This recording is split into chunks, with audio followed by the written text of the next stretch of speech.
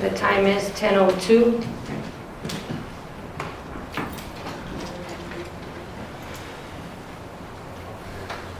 Roll call. County Judge Martha Ponce, Present. Commissioner Lisa Uranda, Here. Commissioner Alonso Carmona, Commissioner Luisa Talamontes, Commissioner Gary Uwakaba. Here. We have one absence, Commissioner Alonso Carmona. Currently, we do have a quorum.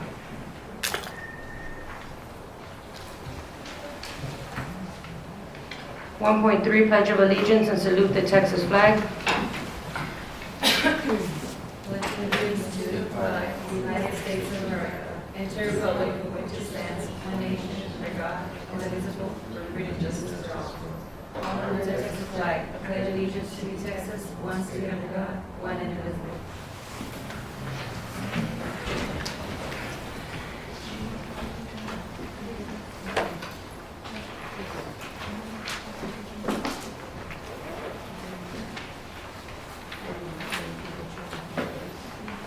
Can you bring me two of your three agendas, please, from the back? Agendas.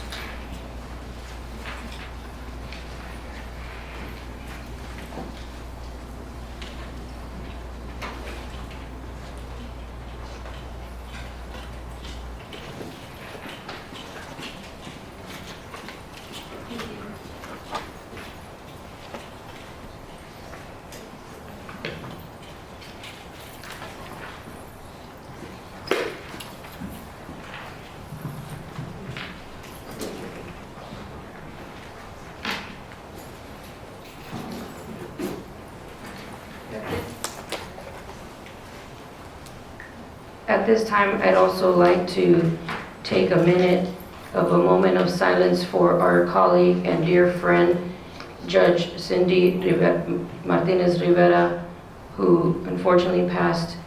And we'd like to take this time to extend our prayers to her family, to her friends, and all the people that truly adored her and loved her.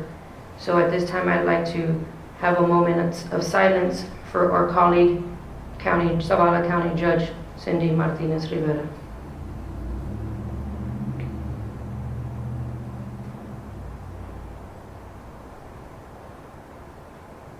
Thank you. 1.4 Testimonial Oath of Presenters. Please be advised, anyone that's here to present today, you are currently under oath before the Commissioner's Court. 1.5 Public Comments. As per Texas Government Code, public comments will be allowed at the beginning of this meeting under this public comment section. If there was anybody that submitted a public comment form to the county clerk, comments are limited to the agenda items only. Any public comments? We have no public comments. 1.6 Approval of minutes of meeting February 10th, 2025.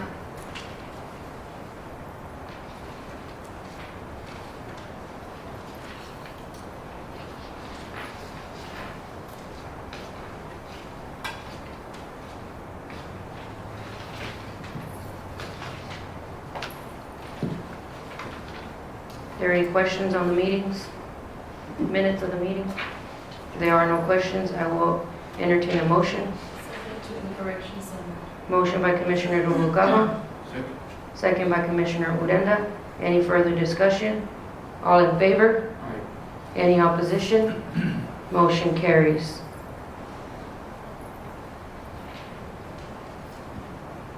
(2.1) Informational. Custard Insurance Adjusters will be making payment on property damages to the awning located at the Dimmit County Elderly Nutrition Building in the amount of $1,803.23. Judge, we place this item for informational purposes. Mr. Gonzalez has a full report of the incident truck damages to one of our awnings. They were minor, however, there was an amount that would take place to repair, so he has all the information. Thank you. Go ahead. I think we have the pictures on here. I'm not sure we have the actual report, but if you want to go ahead and let us know, Mr. Gonzalez, of your findings. Actually, Commissioner Uranda has now So basically, No, it was a delivery truck that drove up to the location and, because of the height, it hit one of the runners on the Audi. So basically, it's right at 1,800 and change and repaired for that. So instead of going for our insurance, the trucking company said that they would pay for the damage, whatever. They costed. Yes. So then we're not going to our No, not at all. Trucking company is paying for that. That's why we take it up for information. Everybody will be aware. Thank you. Thank you, Mr. Gonzalez. 3.1, approval of bonds. Are there any bonds?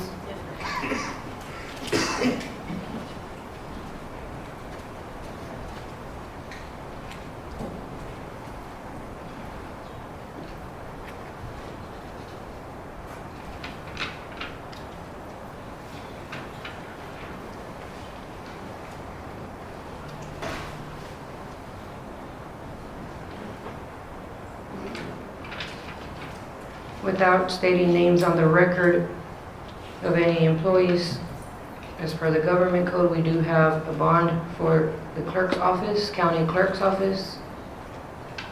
And I will pass these out to the commissioners so that they can see the names of the individuals, but I have a bond for an employee out of the district clerk's office.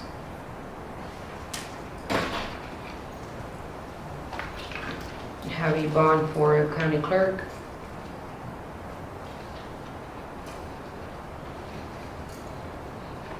Bond for a commissioner. A bond for 2 constables. I can pass these out if anybody wants to see them. Are there any questions?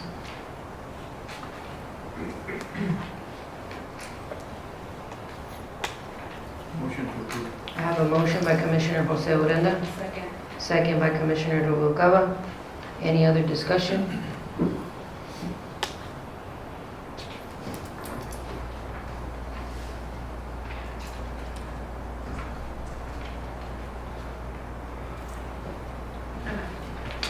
There is no further discussion. Is all in favor? Aye. Any opposition? Motion carries. 3.2, discussion and appropriate action to approve and adopt the following fair housing policies for the County of Dimmit, Grant TX CDBG CFC 250241.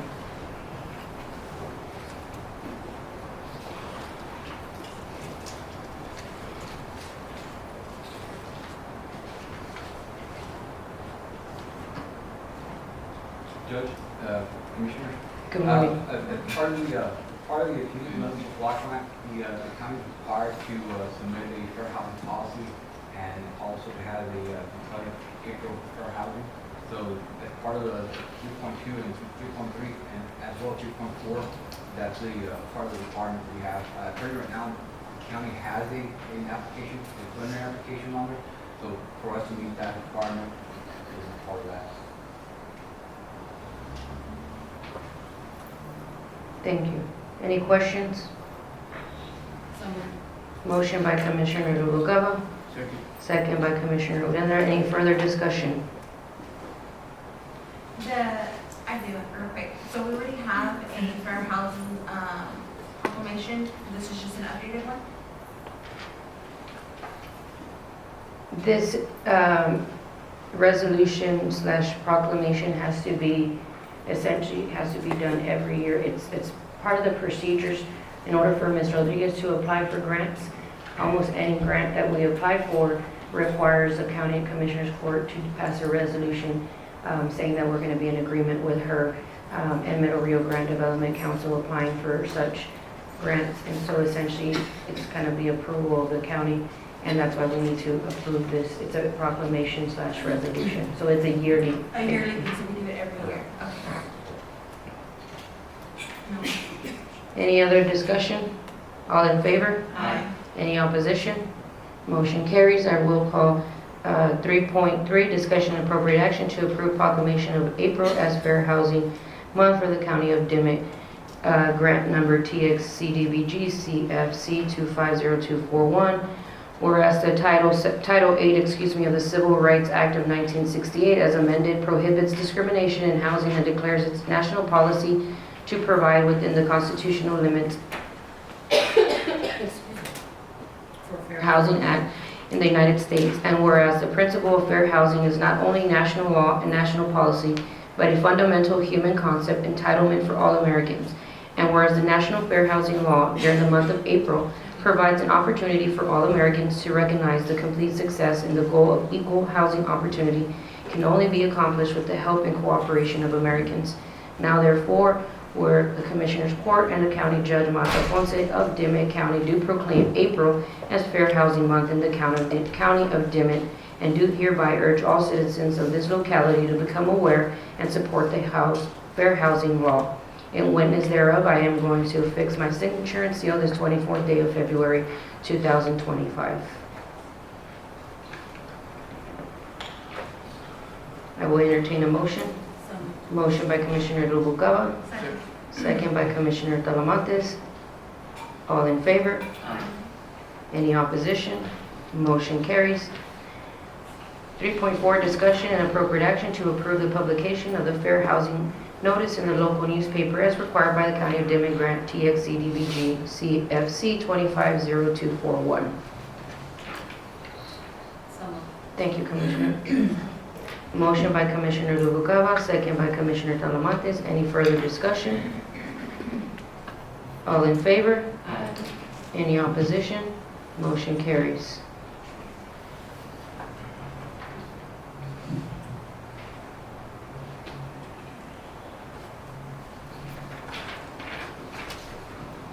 .5 discussion and appropriate action to approve the juvenile justice prevention FY26 grant 5472901 resolution.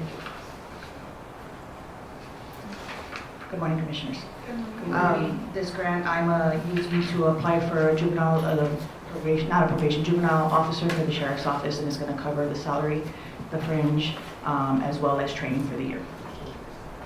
Commissioner. Are there questions? How many do we have? Juvenile? None. So right now, the way that the juvenile probation system works, Commissioner Talamantes, is that it's done through, we have a governing body that consists of the Dimmit County Judge, Zavala County Judge, and Maverick County Judge, District Judge Amado Pascal, and District Judge Maribel Flores.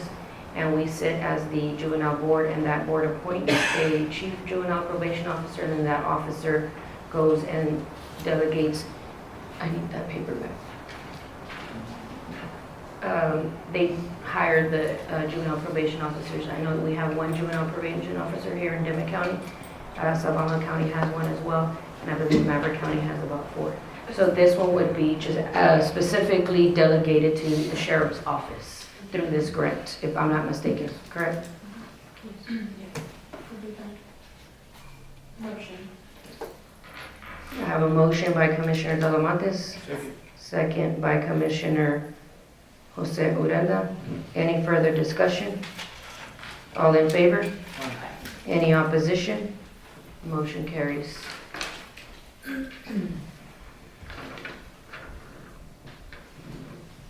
3.7, discussion and appropriate action, 3.6, discussion and appropriate action to approve the refile resistant body armor FY26 grant 4356402 resolution.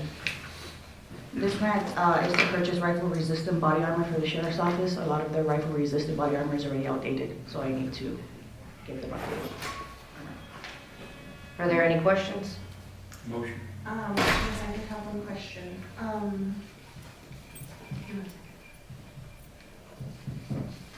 I was reading over it and it says in the event of loss or misuse that we would return. Have we had instances like that where things were lost? No, No? we have inventory of them. It's just like an added just to make sure that you know that we're gonna use it. Yes. Motion.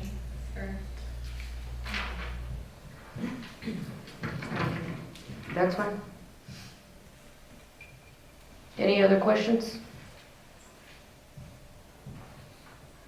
No, I'm fine.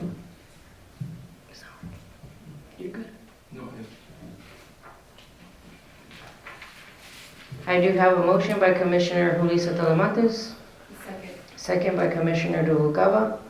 Any other discussion? All in favor? Aye. Any opposition? Motion carries. 3.7, discussion and appropriate action to approve the Edward Byrne Memorial Justice Assistance FY26 Grant 5509901 resolution. This grant, I'm requesting funding to get ballistic shields for the sheriff's office, as well as funds, because I know that they're in the process of trying to move the dispatch to another location to try to help with the infrastructure cost. Are there questions? So moved. I have a motion by Commissioner Noguera, Second. second by Commissioner Talamantes. Any further discussion? All in favor? Aye. Any opposition? Motion carries. Thank you. Welcome.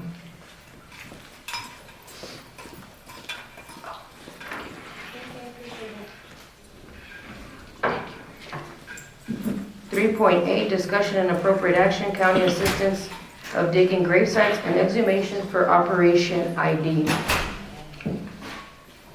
Commissioners, as you are aware, at the last Commissioners Court meeting, we had the doctors and director from the Operation ID identification requesting the assistance of the county in exhumating those bodies from the Panteón de Guadalupe number 4 cemetery.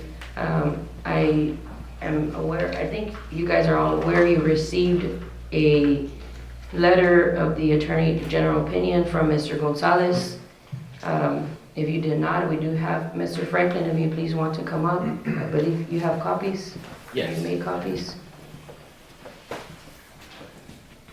Morning, Judge and Commissioners. Morning. Good morning.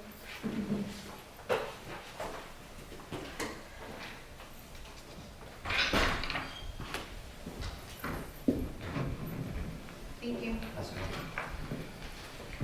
Thank you.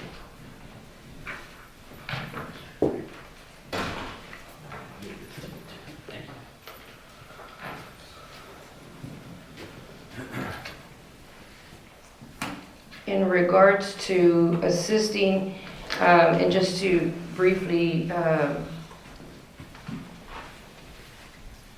inform the court, here in the county, what we do is when there is bodies specifically of, more so happens more so than not, of any immigrant or any unidentified body, they become property of Dimmit County, and Dimmit County pays for us to, on the request and direction of the JPs, to have their bodies sent to the morgue. Normally here we do it in Laredo, and they get an autopsy done, and then they get sent back to us, and then they get buried at our cost here in Dimmit County at the cemetery, essentially as a pauper, if you will. And as you are aware, in this Attorney General's opinion, there's some discussion regarding paupers, and I can go ahead and let Mr. Franklin maybe give you a little bit more information regarding how the county would be able to assist in regards to these exhumation of bodies, since technically they are the county's bodies, until they are, I guess, ownership of them is requested by their family members. Nonetheless, I also want to point your attention to the document that I gave you, Operation Identification, that was submitted by Dr. Spratley from the Texas State Department of Anthropology, in which she has advised that they would also provide assistance in assisting any of the commissioners that would help in exhuming those bodies. I do want to remind this court that Commissioners Court, county commissioners have in the past, previously, before my term as a judge and during my term as a judge, has assisted Texas State in exhuming these bodies. I know that we had an issue and a concern with the county assisting in digging graves, opening and closing of graves, and that halted any further action from the commissioners. But we did contact Mr. Franklin as outside counsel to give us the opinion Yes. for agenda items 3.8 and 3.9, but we will go into 3.9 after this one. Thank you, Judge, and good morning, Commissioners. Good morning, Judge. My name is Keith Franklin. I'm an attorney from Laredo, and I've been asked to look into this issue. I've represented parties on both sides of these issues. I've represented cemetery associations before, and county governments before whenever it comes to these kinds of questions. The law is kind of old and outdated when it comes to this stuff, so the questions get more difficult, and of course, you know, it tries to capture, I think, some of what customarily we do as county governments to try to help citizens. You know, cemeteries are necessary and part of life. But what you have before you is an Attorney General's opinion. This was appropriately requested by your county attorney, Mr. Gonzalez, whenever That's not this... correct. It was requested by this Commissioner's Court. Oh, I apologize. So it was requested by the Commissioner's Court. There were several questions that were posed. One was whether we could enter into an interlocal agreement with a cemetery association regarding this issue. The Attorney General said no. One other question was, or the other questions were related to whether we would be able to continue this service, and specifically with respect to this item, the exhumation of bodies in a quote-unquote private cemetery. And the answer is no. But after further review, well, I guess I'll distribute this. May I approach, Judge? You may. Real quick, you said even private cemeteries that we wouldn't be able to? That's correct, but I think that there is in speaking to the judge, and I met Mr. Bert Bell, who's here today briefly before the meeting, and I think what we might be talking about is not a private cemetery as the health and safety code sees it. Okay, so what I just gave to you is subchapter B of section 713 of the Health and Safety Code, and it is the chapter that governs county regulation of cemeteries. And specifically, I think the relevant portion for you all would be on page 3, section 713.028, that's down at the bottom. It says county care of cemetery older than 50 years. Mount Hope is certainly older than 50 years. Mr. Bell can speak to this better than I can. I think it's been around since the late 1800s.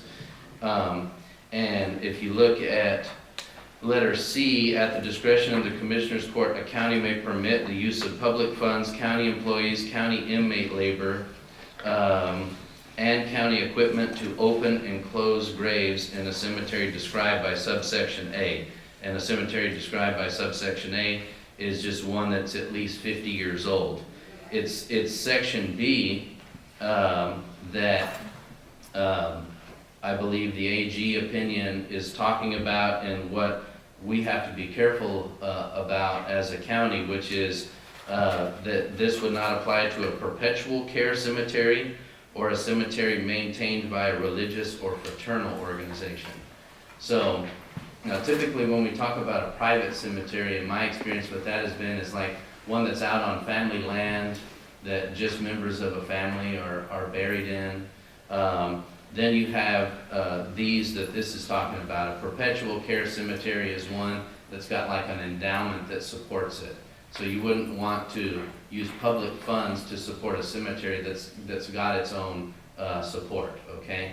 And then finally, if it's a religious or fraternal organization, meaning we can't use public funds if the cemetery only allows burials for people who belong to a certain religion. Like it's where I'm from in Catula, there's the, the city cemetery, and then there's the Catholic Church cemetery. So that would be one.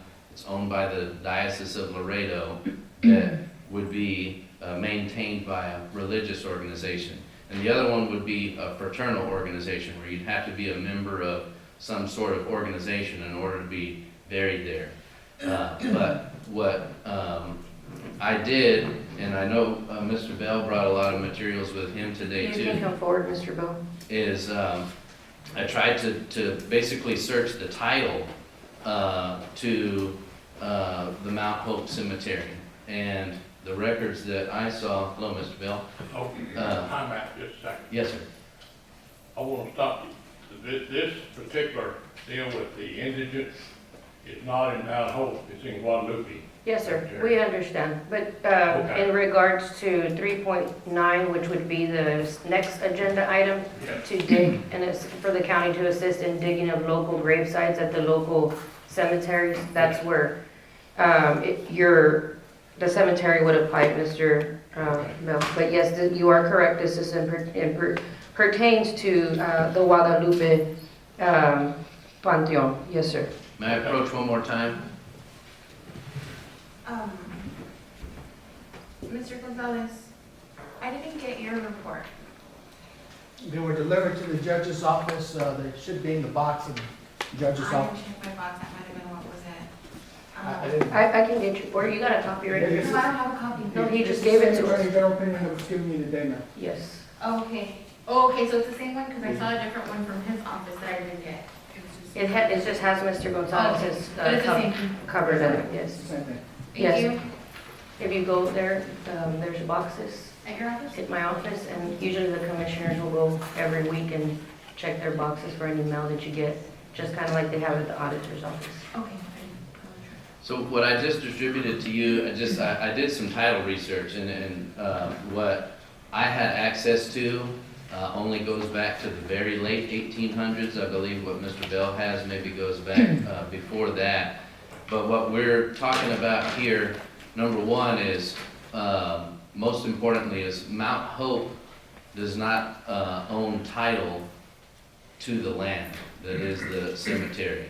In fact, if you go and you look up Mount Hope Cemetery Association on the Secretary of State's website, it doesn't appear there. It's an unincorporated association, which is fairly common for cemeteries that administers the cemetery, but it doesn't hold title or own it, per se. And so the question is, who would own it, and are there any of those sort of restrictions on it that would make it one of these that's restricted for members of a certain religion or of a certain fraternal organization or something like that? And that's where I think, my review of this has been brief, but I think, and what I've done in the past is we've ordered a title examination be performed for the cemetery. You get just like you do whenever you're buying a piece of land or a house or something, you'll get a title commitment that says this is who owns it, and then that will sort of inform. Sorry, I don't understand. Whoops, sorry, Siri. That will inform the court as far as the ownership of it. But in addition to that, if there's some sort of if what we come to find out is that it's not necessarily a private land, and that Mount Hope is not, it doesn't restrict burials in the cemetery to members of a religion or a fraternal organization, then And that's a question we can ask Mr. Bell, correct? Because he's the chairman of that. correct. Then I believe that then the code provision would allow us to use public funds to open and close graves, but I'll let Mr. Bell speak to that. Okay. The title of Mount Hope is in Book 3, pages 354 through 357, and Book 3, 362 to 363, which transfers this from Levi English to Masonic Lodge, And then, in 1979, it was transferred from Masonic Lodge to the Mount Hope Cemetery Association. It's a public type cemetery. Anybody who owns a lot can be buried there, regardless of race, color, creed, whatever. So I guess you'd say it's a public cemetery. Yes, sir. But they have to own a lot in order to be buried there.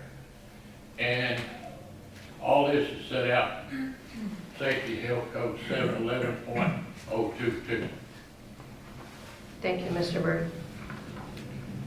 So, it'd be my, So would it, Go ahead, Jim. would it suffice, Mr. Franklin, if we utilize the title deed records that Mr. Bell has, or would you advise this court to do its own title search to confirm what Mr. Bell just indicated to this court? I think it would be, just to be on the safe side, Judge, it would still be a good idea to order a title examination. And I believe y'all have a local title company here. I've used it before, and Stewart Title, I don't know if there's another one.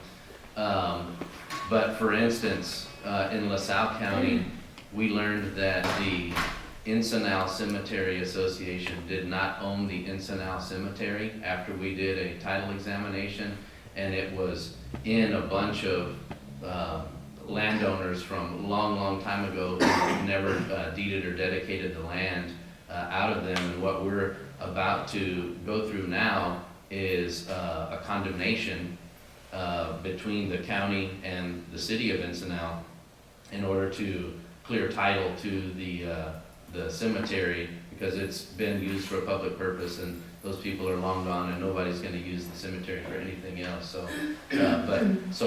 I say that as kind of a cautionary tale. I fully expect what Mr. Bell has presented to be the case, but this would be an independent confirmation of that if you get a title examination done. And in regards to Operation ID through Texas State, in regards to obviously the Guadalupe Cemetery and asking to exhumate the bodies, I would recommend tabling that item, Judge, until we got a more complete picture on the title, and then making sure that whatever we might need from Mount Hope to satisfy what Mr. Bell just explained to the court, which is that this is not restricted to a certain religion, a certain fraternal but I'm organization. talking about in regards to, because there's two cemeteries. Yes. The one here and then the one in yes, Mr. There's Gonzalez. 4 cemeteries. 4 cemeteries. Springs. Thank you, Mr. Gonzalez, for clarifying. If you look at the subdivision. So my question specifically is, because they're considered paupers, because they are obviously indigent and the county already pays to have them buried. My question is, can we, through the commissioners, assist in exhumating their bodies?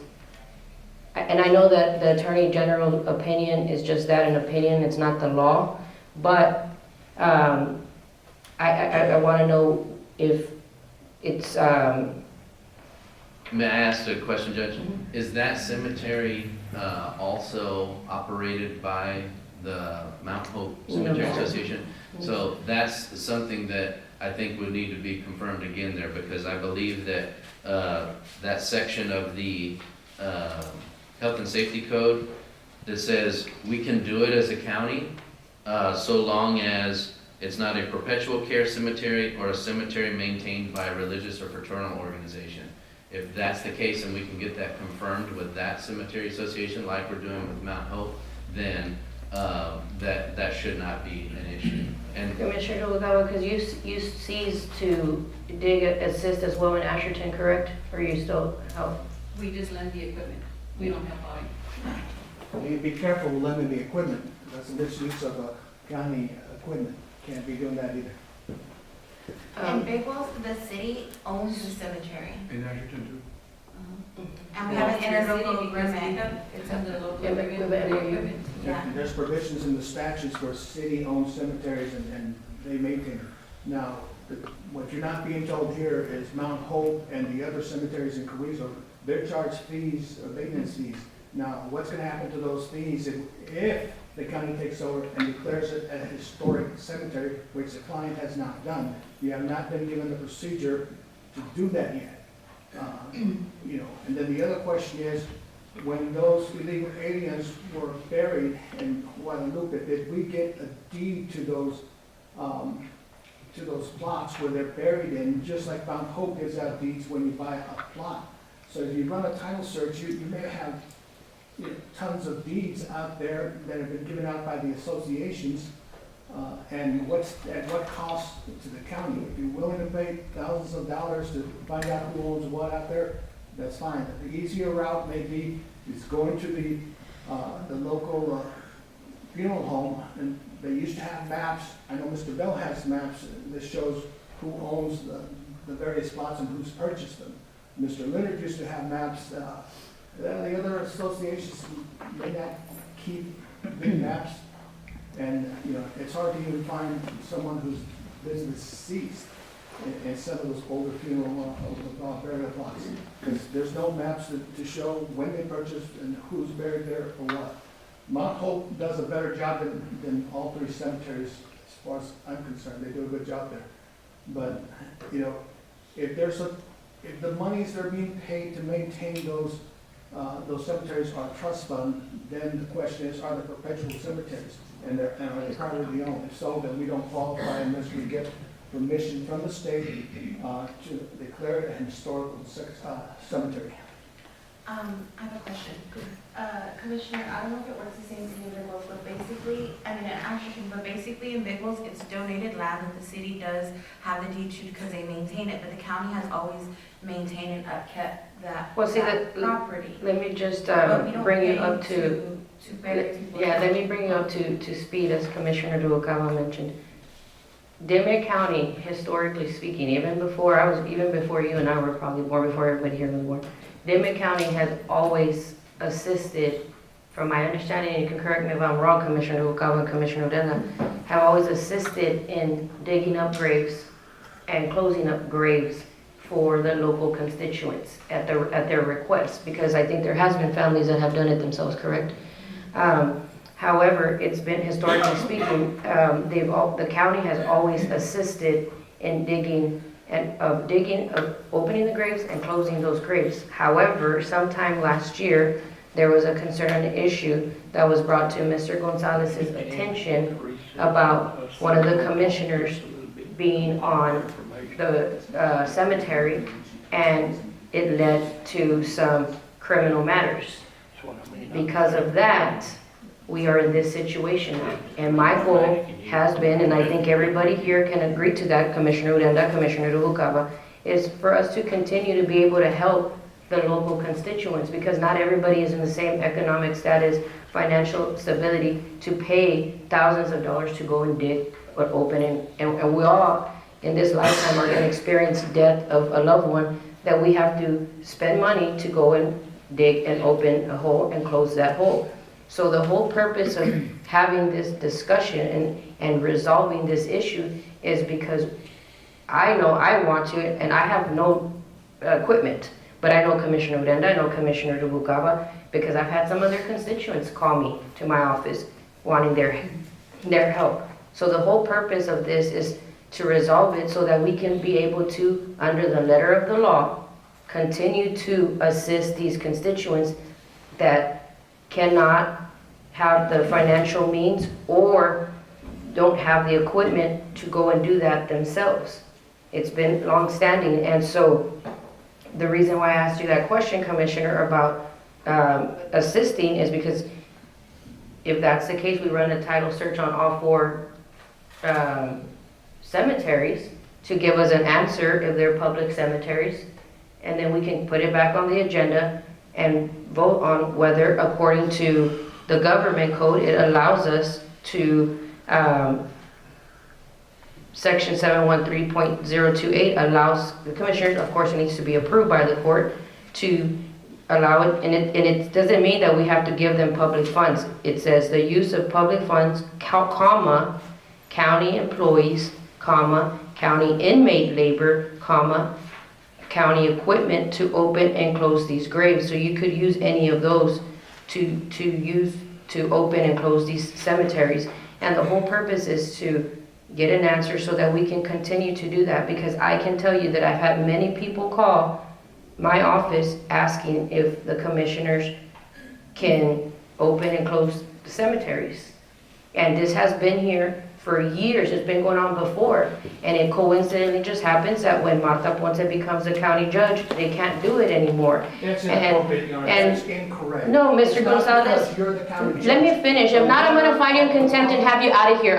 You know that no, let me finish. I am talking. You don't even know what I'm gonna say. Let me finish no, I know what I'm gonna say. You're wrong anyways. No, that's your opinion. What I'm gonna say is because I have people call my office. You need to stop, Mr. Gonzalez, or I will find you in contempt and have you out of this office arrested by the sheriff. Because I have people call my That's what you office. always wanted to, No, man. that's fine. You never wanted to I'm hear not the gonna truth. allow you to walk all over me. I'm sorry, sir. You are not going I'm not to. walking over you. Tell the No, public you are. you're You're not being following very the law. disrespectful. No, ma'am. Very disrespectful. Since Mr. Franklin got here, you ran from the back yelling at Mr. I did Franklin. not Yes, yell. the camera's there. I'm not gonna, you are being very disrespectful. What I was gonna say is I have calls here to my office saying, why is it because you're the judge, we can't open graves anymore? It's not true, but that's what they say. That's not true. Before I leave, let me just give you that. And that deals with not paying money back to the county. And I believe you're on the list, Judge. Yes, I am on the list. You can go ahead and say that. Thank you so much. I'm not gonna allow you to sit here and keep being frivolous about all that's why we can't never work, because you always have to get upset. This is not about getting upset, Mr. Gonzalez. This is about doing what we can to help our constituents. Who's upset? You're the one yelling because you're being disrespectful, and I'm not gonna allow you to disrespect me. The law has always been one to take those graves. Don't lie to the public.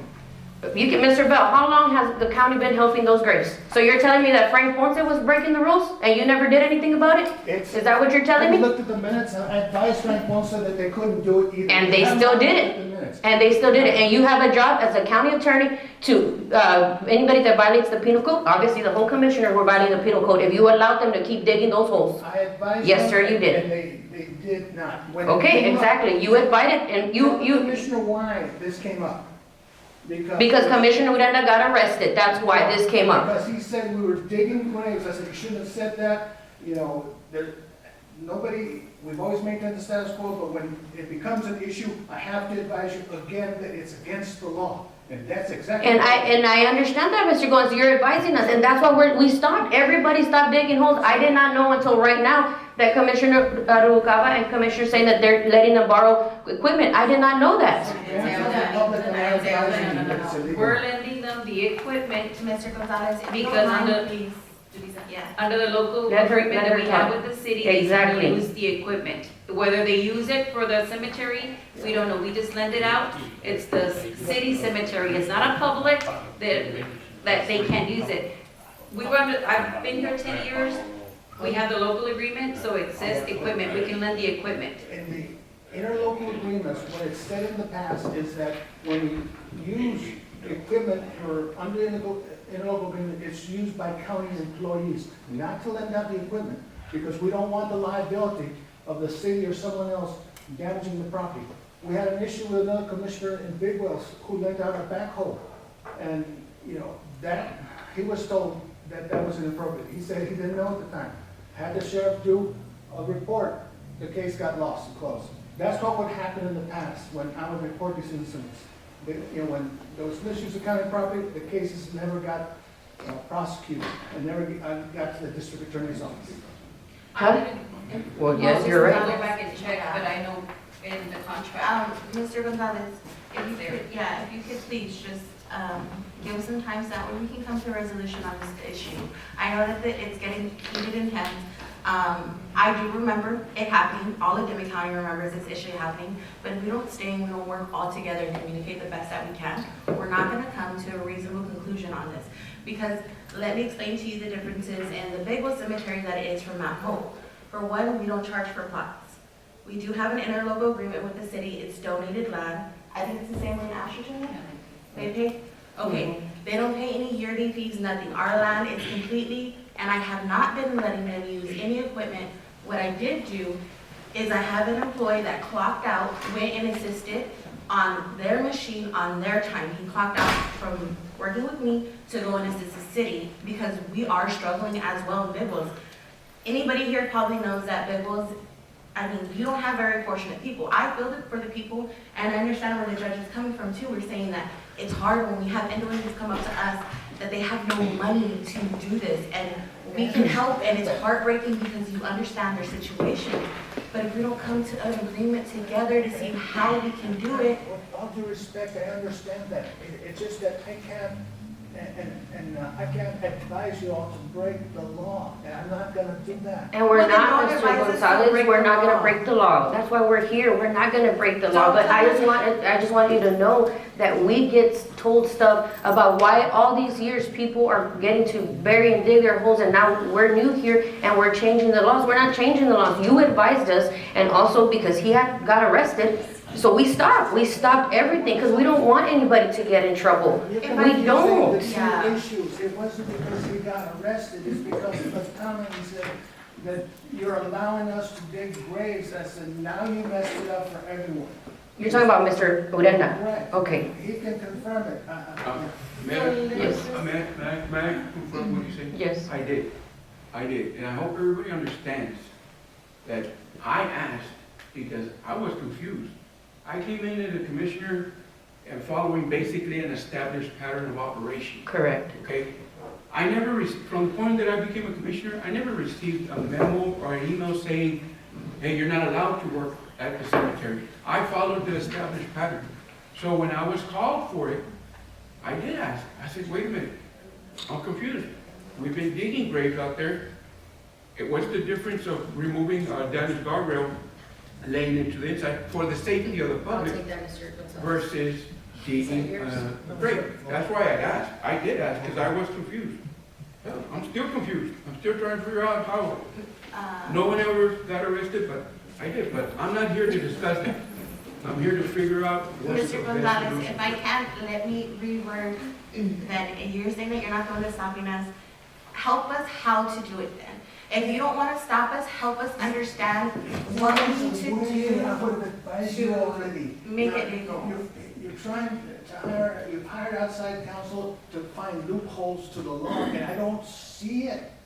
You know, he finds it, and fine, more power to you. I just don't see it. You all requested that I get an attorney general opinion on the decisions, and I did what you asked me to do.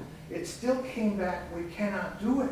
So if Mount Hope stops charging a annual, I'm sorry, Mr. Bell, you charge. But it has nothing to do with But if charging, he, Commissioner. like if he doesn't take any, like just takes donation, does it make it like a? It doesn't have anything to do with charging. If you look at the Health and Safety Code on section 713, that allows you, and Mr. Urenda had already brought this to my attention right after he got arrested because his defense attorney had advised him and pointed him to this section because he was, at the time, thought he was going to get indicted or the information was going to be filed on him, and he brought this to my attention.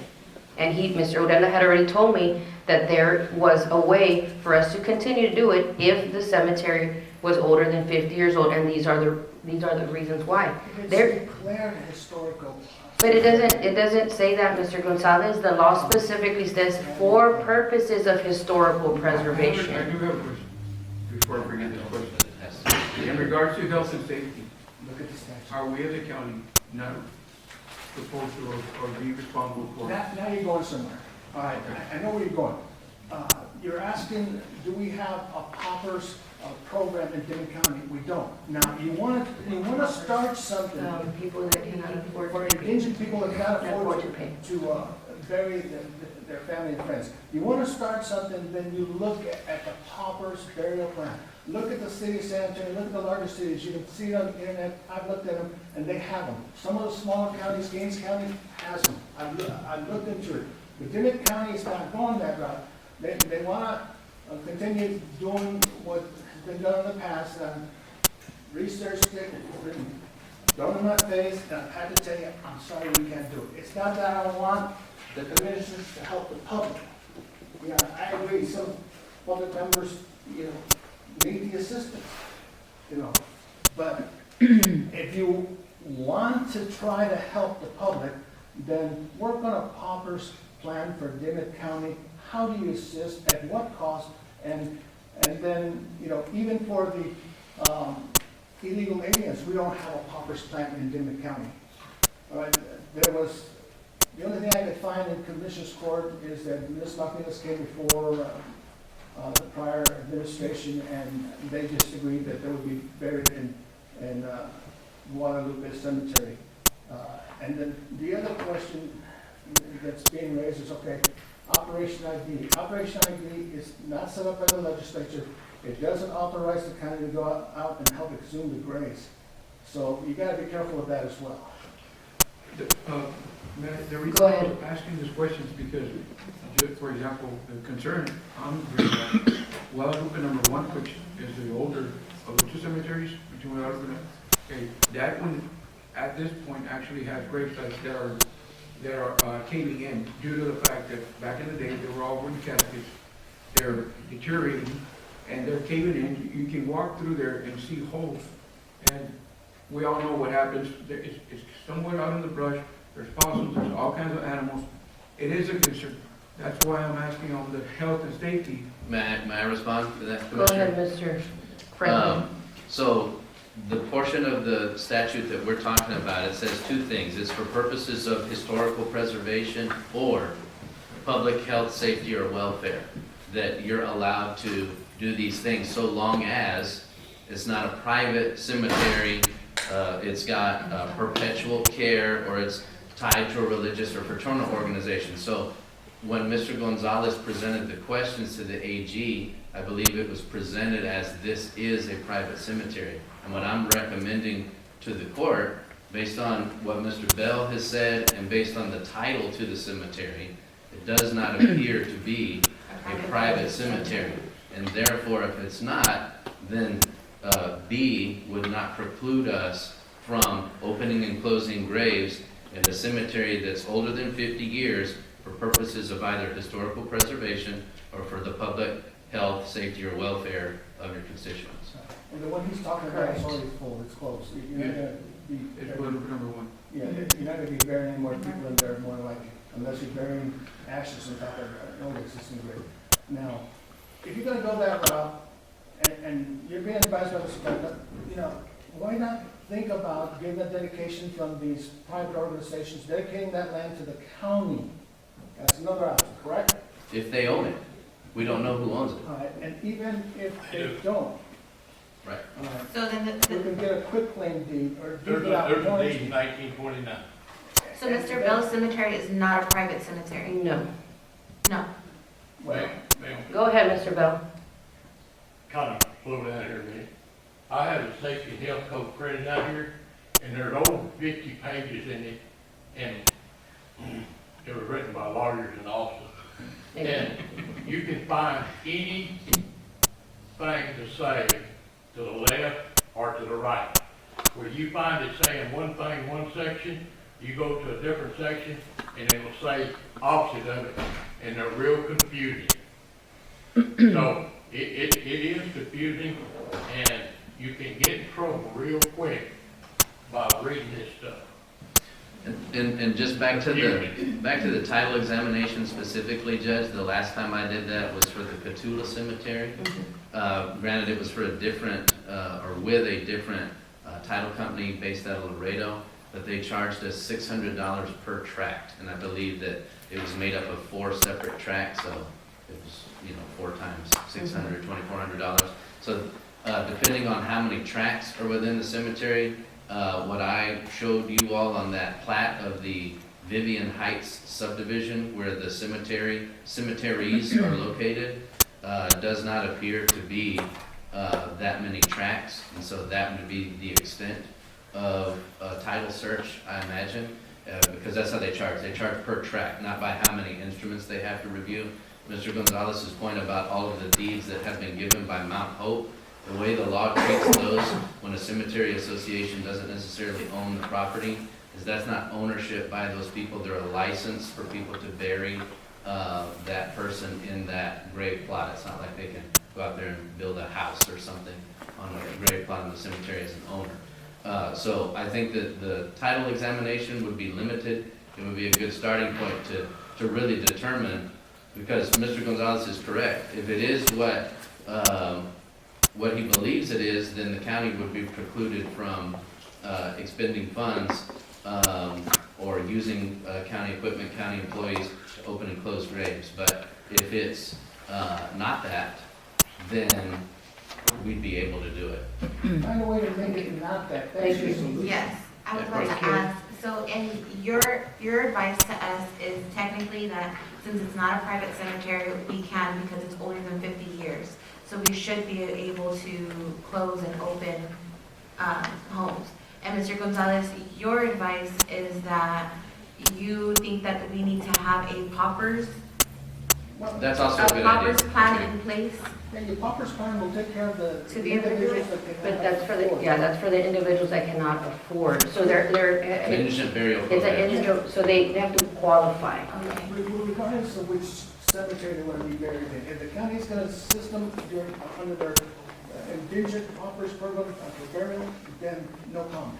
You have that covered, and you can do that under the law. So then what is your advice that we need to do as a commissioner's court to make sure that we can open and close grave sites? We need to order a title examination. Well, and if you're gonna order a title examination, order for all the cemeteries in Dimmit County. Yes. You got one in Valley Wells, you got two in Catalina, And then the I know about for us to be Brundage. able to.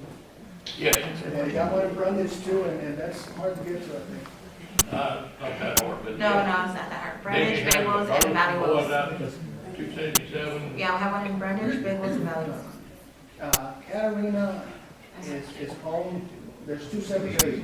In Ashton, Pretty right? much owned by Katarina and a Ashton. lawsuit that we remember. Valley Wells, I believe they We own Valley Wells. They dedicate. The county owns it. that to us, so we can assist there. Anytime that the county has an interest in ownership of any land, no problem, Yeah. no problem.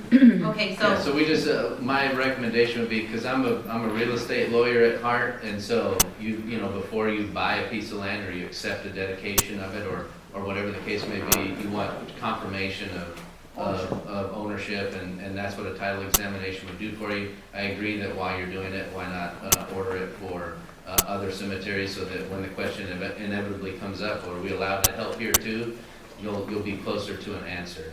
And as far as administration of it is concerned, where you have a Mount Hope or these other organizations that are in charge of administration, it's important to understand, like Mr. Bell provided to the court, if there are no restrictions, somebody doesn't belong to a certain religion or is not religious at all, then they're still allowed to be buried at Mount Hope or whichever cemetery. Mr. Burt, as soon as we saw the two different readings, because one side has one and the other one, that's when we stopped. Well, we stopped with Mr. Gonzalez, Right. advised us to stop, so we stopped quickly. It didn't happen because Marta Ponce is here. It just so happened that Marta Ponce is in office and we got caught, or they got caught. And I say we because I consider the court one, so I say we. So we Yeah. stopped and we No, it have, wasn't because Thank you, Commissioner. she was, it was just an unfortunate accident, and long story short. we're trying to make it better for our Well, the constituents. whole, okay. And that whole situation could have been handled another way. Had, Well, yeah. yeah, and that morning, Mr. Bell called me outside and we talked. He didn't tell me that the commission was going out there. Had, you know, what happened is the fence was knocked down by an individual driving a stolen vehicle. Now, had they placed it on the agenda and said, there's a public purpose, we need assistance from the county to uproot the cement in that hole, then no problem. Why was there a public purpose? Because we need to put up that fence to keep anybody from going to the cemetery and private property, even though it's private property, to vandalize graves, which is a crime if they go there and prevent future crime. So there was a public purpose that hadn't been done correctly. Then we wouldn't be here on this issue. Yes, exactly. But, Go ahead, Commissioner. Yes, Mr. Bell. if I may, either grant us about a 15, 20-minute recess and us three go talk just a little bit, kind of get things aligned or place it on the next agenda. I'm, And what that I way would, he can, that way he can do his title search in the meantime. well, no, that's what, we have to get permission for that, Mr. Bell. So what I'm gonna do is that I'm gonna ask, the commissioners to authorize my office, or authorize Mr. Franklin to go ahead and do the title search for all the, cemeteries located in Dimmit County, and we can have a better resolution and put it back on the agenda, once we get that answer as to whether they're public or private, and how we can move forward. That would be advantageous to all. Yes, sir, it is. I appreciate you, Mr. And Bell. we're all trying to get to the same purpose of helping the people of the county. Any opposition? Motion carries. Thank you, Mr. Franklin. Thank you, Mr. Thank you very Bell. much. Have a good day. 3.10, discuss and appropriate action, monthly report from JP Precinct 1. Ms. Judge Guerrero Perez did advise me that she was unavailable today, so I'll entertain a motion to table. I have a motion by Commissioner Talamantes, second by Commissioner Uranda. All in favor? Aye. Any opposition? Motion carries. 3.11, discussion and appropriate action, monthly report from JP Precinct 2, Mr. Alberto Esquivel, for the month of January 2025. I do have, I've been advised by Mr. Esquivel that he was going to be unavailable today. Motion to table. Motion by Commissioner Durucava, second by Commissioner Talamantes. All in favor? Any opposition? Motion carries. 3.12, discussion and appropriate action, monthly report from JP Precinct 3, Ms. Leticia Hernandez for the month of January 2025. Morning. Morning, Judge.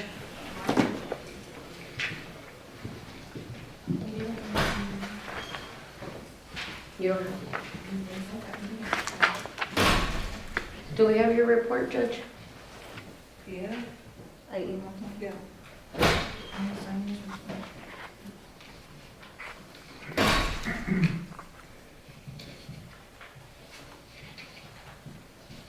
Was the email? Is the email listed? Yeah, I usually email them. Ms. Hernandez said this morning too that it wasn't on here, right, Miss? No, she didn't receive it. Okay, I'm sorry. I usually email them, and I know in the past she's called me if she doesn't get anything, but I didn't get anything. No, I don't see it. Everything up and running in your end? Yes. You got that scanner running? Yes, ma'am, thank you. What, do you table or motion to draw a report? You can table it if you want and ask for it to be put back on. If that's what you're wanting. Well, how do you approve? Okay, no, I respect your opinion. They're gonna ask to table, Judge, because they want a report, so And then she was also exist. I don't know what you do. it's okay. Unless you want to just give it to us, or we can just, I don't know. Do you have a copy of yours? I have a copy of mine. You have a copy, Judge? I'll take it. If you don't mind giving that to me, and I'll just pass it around.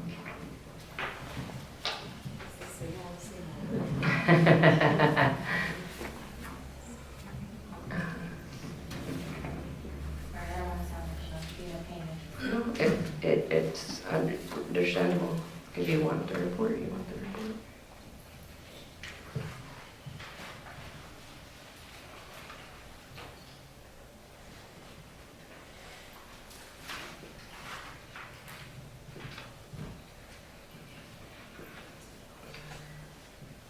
Yeah, you want me to do that? Ms. Hernandez, can you make copies of this? Judge, I'm gonna recall it because she wants copies of it. I think we're just going to eat up too much time. Thank you, Judge. So then that's it, I can leave? No, Ms. Hernandez is gonna make copies. I'm gonna recall your report. All right. If you can make copies for me. It wasn't emailed? Okay. We'll recall 3.12. I'm going to call 3.13, discussion and appropriate action, monthly report from JP Precinct 4, Mr. Alfredo Martinez, for the month of January 2025.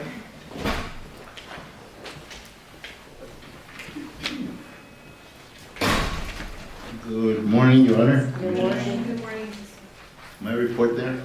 Yes, your report is here. Mr. Martinez, have you received citations from Constable Rosas? Yes, I have. Because there's none here in the report. Maybe, because they're probably not gonna reflect on this report, maybe the next following report. But this is January's. But we have gotten some. Why they're not here, I'm not sure.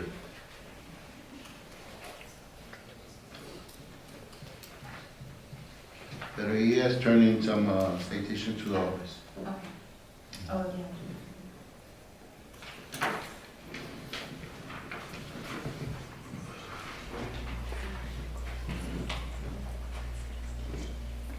Everything up and running, sir? Pardon me? Everything's up and running? Oh, yes, everything's up and running. So far it's been good. It's been good to a point and then not good to another point. But everything's functioning. Any other questions of Ms. Judge Martinez? Motion to approve. Second. I have a motion by Commissioner Noguera, second by Commissioner Talamontes. All in favor? Aye. Any opposition? Motion carries. 3.14, discussion and appropriate action, request to hire temporary full-time clerk until full-time clerk recovers from critical illness, JP Precinct 4. So moved. Motion by Commissioner Noguera, Second. second by Commissioner Uranda. Any other discussion? If you don't mind, why does it have to go through Commissioner's Court for him to do that? To Or is that answer- information? To answer your question, Commissioner Talamontes, technically, legally, it does not have to go through Commissioner's Court because it was already approved in the budget. It's just a practice that Dimmit County has been doing since before I was here, that anytime that people want to hire somebody, they need to put it on the agenda. But legally, That's the way it's been for the past, I'm going on 20 years. exactly, legally, and then I know you're asking that question because we learned that at the conference that we went to. If we wouldn't do that, we would get in trouble. So then it's just, because I've hired people and I haven't done it, and that's why I was asking. Because I'm still learning as I'm going, so that's why. And you know, that conference that you go to for the county elected officials, because it's within the budget, the law allows for you to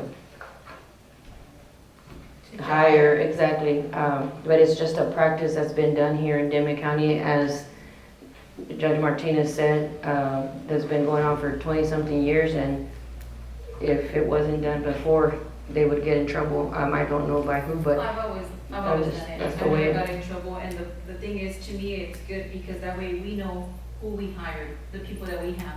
Because half of the time we have people inside the county vehicles and we don't even know who they are. Half the time we don't know. So it's And just, then we question, hey, we saw so-and-so, and, oh yeah, he's my employee or she's my employee. So it's good to know. We It's- don't get the names, but at least we know, It's okay, just- having people. they just would do it for Purpose. practice. It was just a practice. I don't mean to open up a can of worms, but like I said, I'm just trying to learn. No, that's as fine, I'm that's going fine. through, and I do have a few employees that I guess I'll put through Commissioner's Court, just so they can be aware that I do have. I have a question. So your clerk that's out right now, she's not gonna have a job? Well, I talked to her about a week ago, and she said she's waiting for a transplant. And then it's gonna take a couple of weeks. So I just wanna be fair to her, give her time consuming, and see if she can hopefully go well until she recovers. But once she tells me that she's gonna work, so I'll just wait and stay her back, but if not, I have to move on. So I guess that's what I'm confused. So if you hire somebody and she calls you a month later and said, I'm ready to go to work, what happens? But this is a temporary. This is, that's why I- he's asking for a temporary, Temporary so, thing. I thought maybe that's. But I got other options. I can always move my part-time clerk to a full-time clerk, but I don't wanna do that yet. yes, Mr. Ortiz. Just to answer your question, Commissioner Ureta, when an employee is out due to, something like this happening, they're supposed to file for The FMLA FMLA, yeah. at our office, and her, the employee we're talking about, her daughters did come to get the paperwork, so they could give it to the doctor and bring it back to us. And but they never brought it back. If they would have brought it back, the employee would have had 12 weeks of job protection. So he can still hire to replace her while she's out, but as soon as she's ready to go, he has to reinstate her at the Yeah, I was same gonna date. say. But technically, since she never brought that paperwork back, She's not protected. she's not protected, and it's to the discretion of Judge Martinez. I understand. Mhm. Thank you. And that's the only reason I'm doing that. My discretion. Want to give it some time. I respect that Chief that's your gets better. discretion, Judge. I don't have any more questions. Anybody else have any other questions? All in favor? Any opposition? Motion carries. Thank you, Judge. Thank you. 3.15, discussion and appropriate action, monthly report from District Clerk Ms. Marisela Gonzalez for the month of January 2025.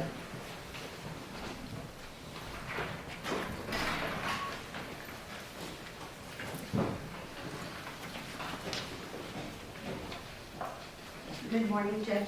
Good morning. Good morning. You have a question? No, on your report, just asking, on your report, it has Juan's name still on there, can you all switch that out to me? I am so sorry. It's Yes, okay. I will update that. Thank you, I appreciate it.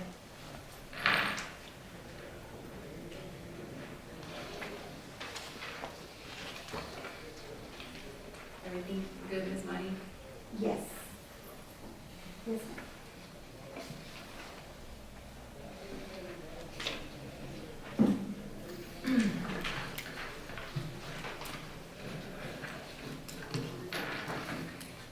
Any questions of Ms. Mari? Ms. Gonzalez? Motion to approve. I have a motion by Commissioner Urenda, Second. second by Commissioner Noguera. Any other discussion? All in favor? Aye. Any opposition? Motion carries. Thank you, Ms. Gonzalez. Yes. 3.16, discussion and appropriate action from County Clerk Ms. Claudia McDaniel for the month of January 2025.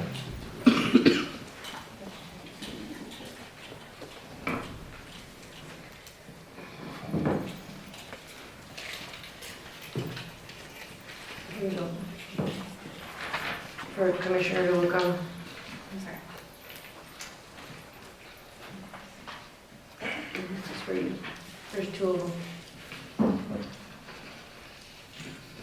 Commissioner Urenda.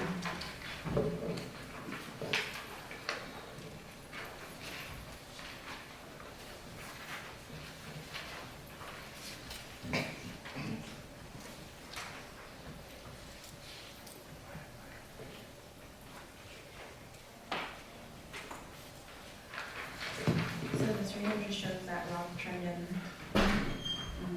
Excuse me. Right now, we're on Ms. McDaniel's, the county clerks. On the county clerks. I'm sorry.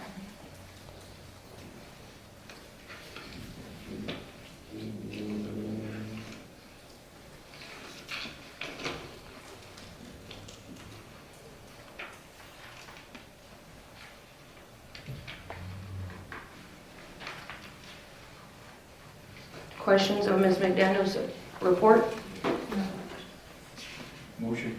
I have a motion by Commissioner Urenda, Second. second by Commissioner Talamantes. All in favor? Aye. Any opposition? Motion carries.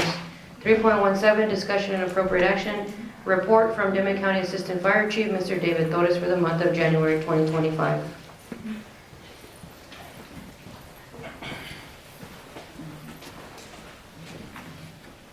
Morning, Judge. Good Good morning, Commissioners. Mr. Torres. Good morning. As you can see, for the month of January, we had a total of 6 calls, which included 3 grass, or correction, one brush and 2 grass fires, including a dumpster fire that was relocated in the Carrizo Hood area, and then a trash pit fire that we had next to Black Mountain sign, and then a call on 277 for smoke inside a residence.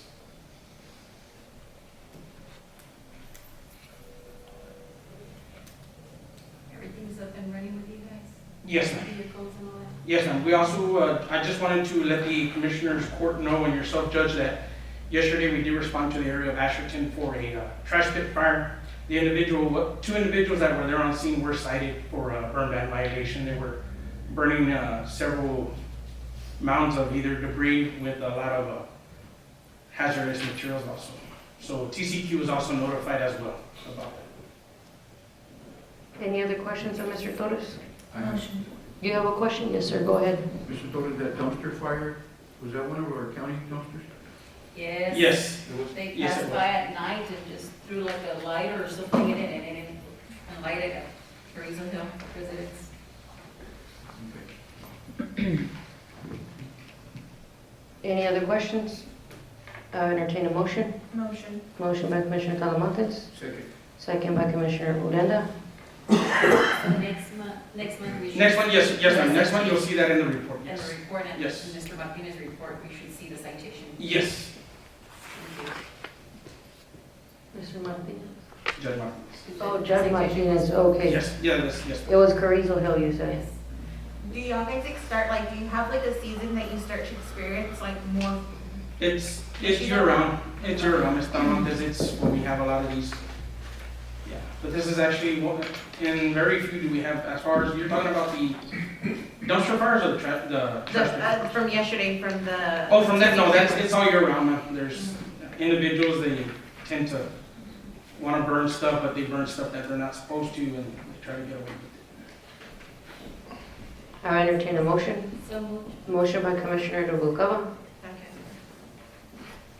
Actually, I already had a motion, I apologize. I had a motion by Commissioner Talamontes and a second by Commissioner Urenda. It was discussion. Any other discussion? All in favor? Aye. Any opposition? Motion carries. Thank you, Thank you. Mr. Torres. Thank you. Have a good Appreciate day. it.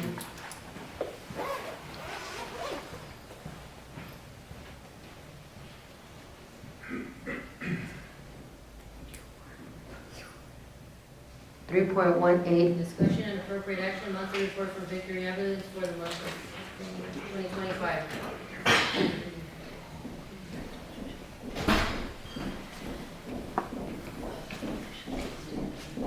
Good morning, everybody. Good morning. Chris, how are you? Good, good. Yes, ma'am. We had a total of, I'm sorry, let me get to my pictures here, picture of the report. We had a total of 192 runs for that month. We had a total of 54 emergencies, 28 refusals, 47 transfers, 10 helipad calls, 9 discharges, 16 dialysis runs, 7 doctor's appointments, 9 wound cares, 12 MVAs, no DOAs. What's an MBA? An MVA is a motor vehicle accident. Yes, ma'am. I thought so, but I just didn't want to. No, you're good. It's fine. On the refusals, how does that work? Refusals are usually, well, the calls where we get called to, and it can be either an MBA or, type of accident or anything, or a medical call. And we get there, we evaluate the patient, and then the patient doesn't want to go by EMS. So you still do like an evaluation on We- them, we even if still it's a do. refusal? Yes, ma'am. If the patient allows, sometimes we get there and the patient's just like, don't touch me, don't get near me, don't, whatever, like, it's like, we try to, initiate, let me check you out for their well-being, but they're like, no, just get away from me. Okay, so.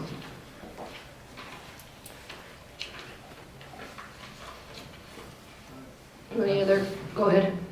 Mr. Olivares? Yes, sir. So, my understanding is the city has their own call log now, right? Yes, sir.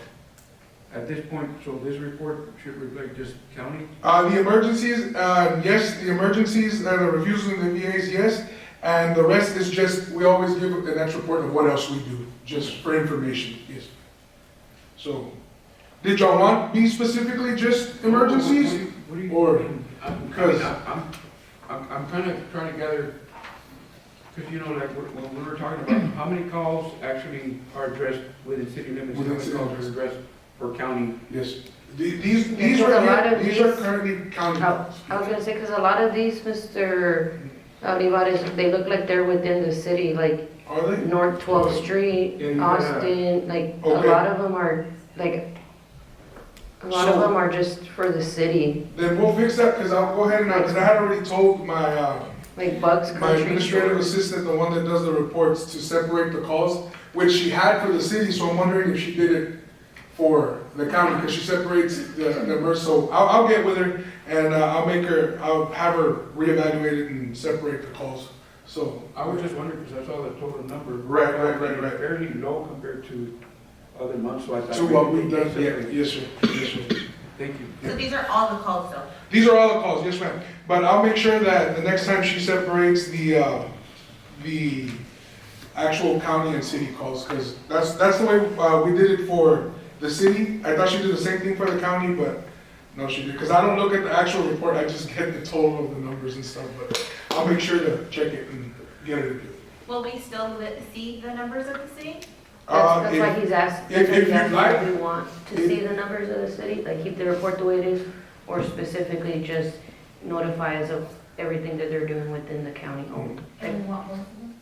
It's up to the court, whatever the court wants. I would say both of them, But just separated. separate or just do a pie chart and then Sure. it'll have the county and then the city. Sure, we can do that. We can figure something out for it, yes. I mean, Yeah, because I would still like to see the cities too, for sure. but the county to see how much calls are going to the county. So, sounds good. Yes, and everything else there, like the helipads and the discharges and doctor's appointments, dialysis runs, wound cares, and everything else. It's just for information purposes of what else we do.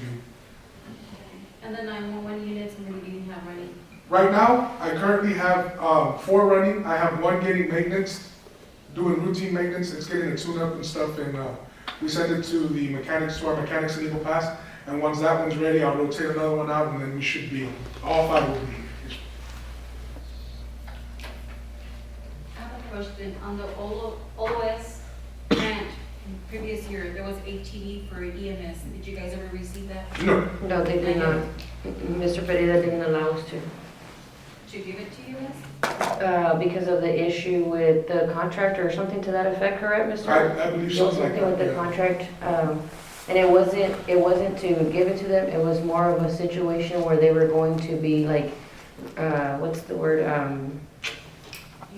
using it, I think, or something like that, right, as needed? We wanted to use it like whenever we had to go into like matches and Oh, stuff like and y'all that. so wanted that- to use it for the football and for games, football and games and they stuff said like we that. couldn't It would use be, it for the it would football be games. beneficial, you know what I mean? But it's, you know. We can ask Mr. Pereira when he comes, Commissioner Ocala, if you want to. Can I excuse real quick? So from that grant, you didn't get anything? Yes, they got some stuff from it. Yes, we did, we got some stuff. They We got a got like, stretcher. you got a stretcher, A you got the stretcher and defibrillator, defibrillator, yes. and I think a radio. if I'm not No, a radio. Not the radio? No, radio we didn't get. no. But they did get some stuff, it wasn't just the ATV that Mr. Pereira didn't allow for us to. I wonder why we gave them part of what they asked for and not the ATV. So that's the question I need to ask. Yes. you. Yes, you can ask Mr. Pereira, that's a question you can ask I him. don't understand all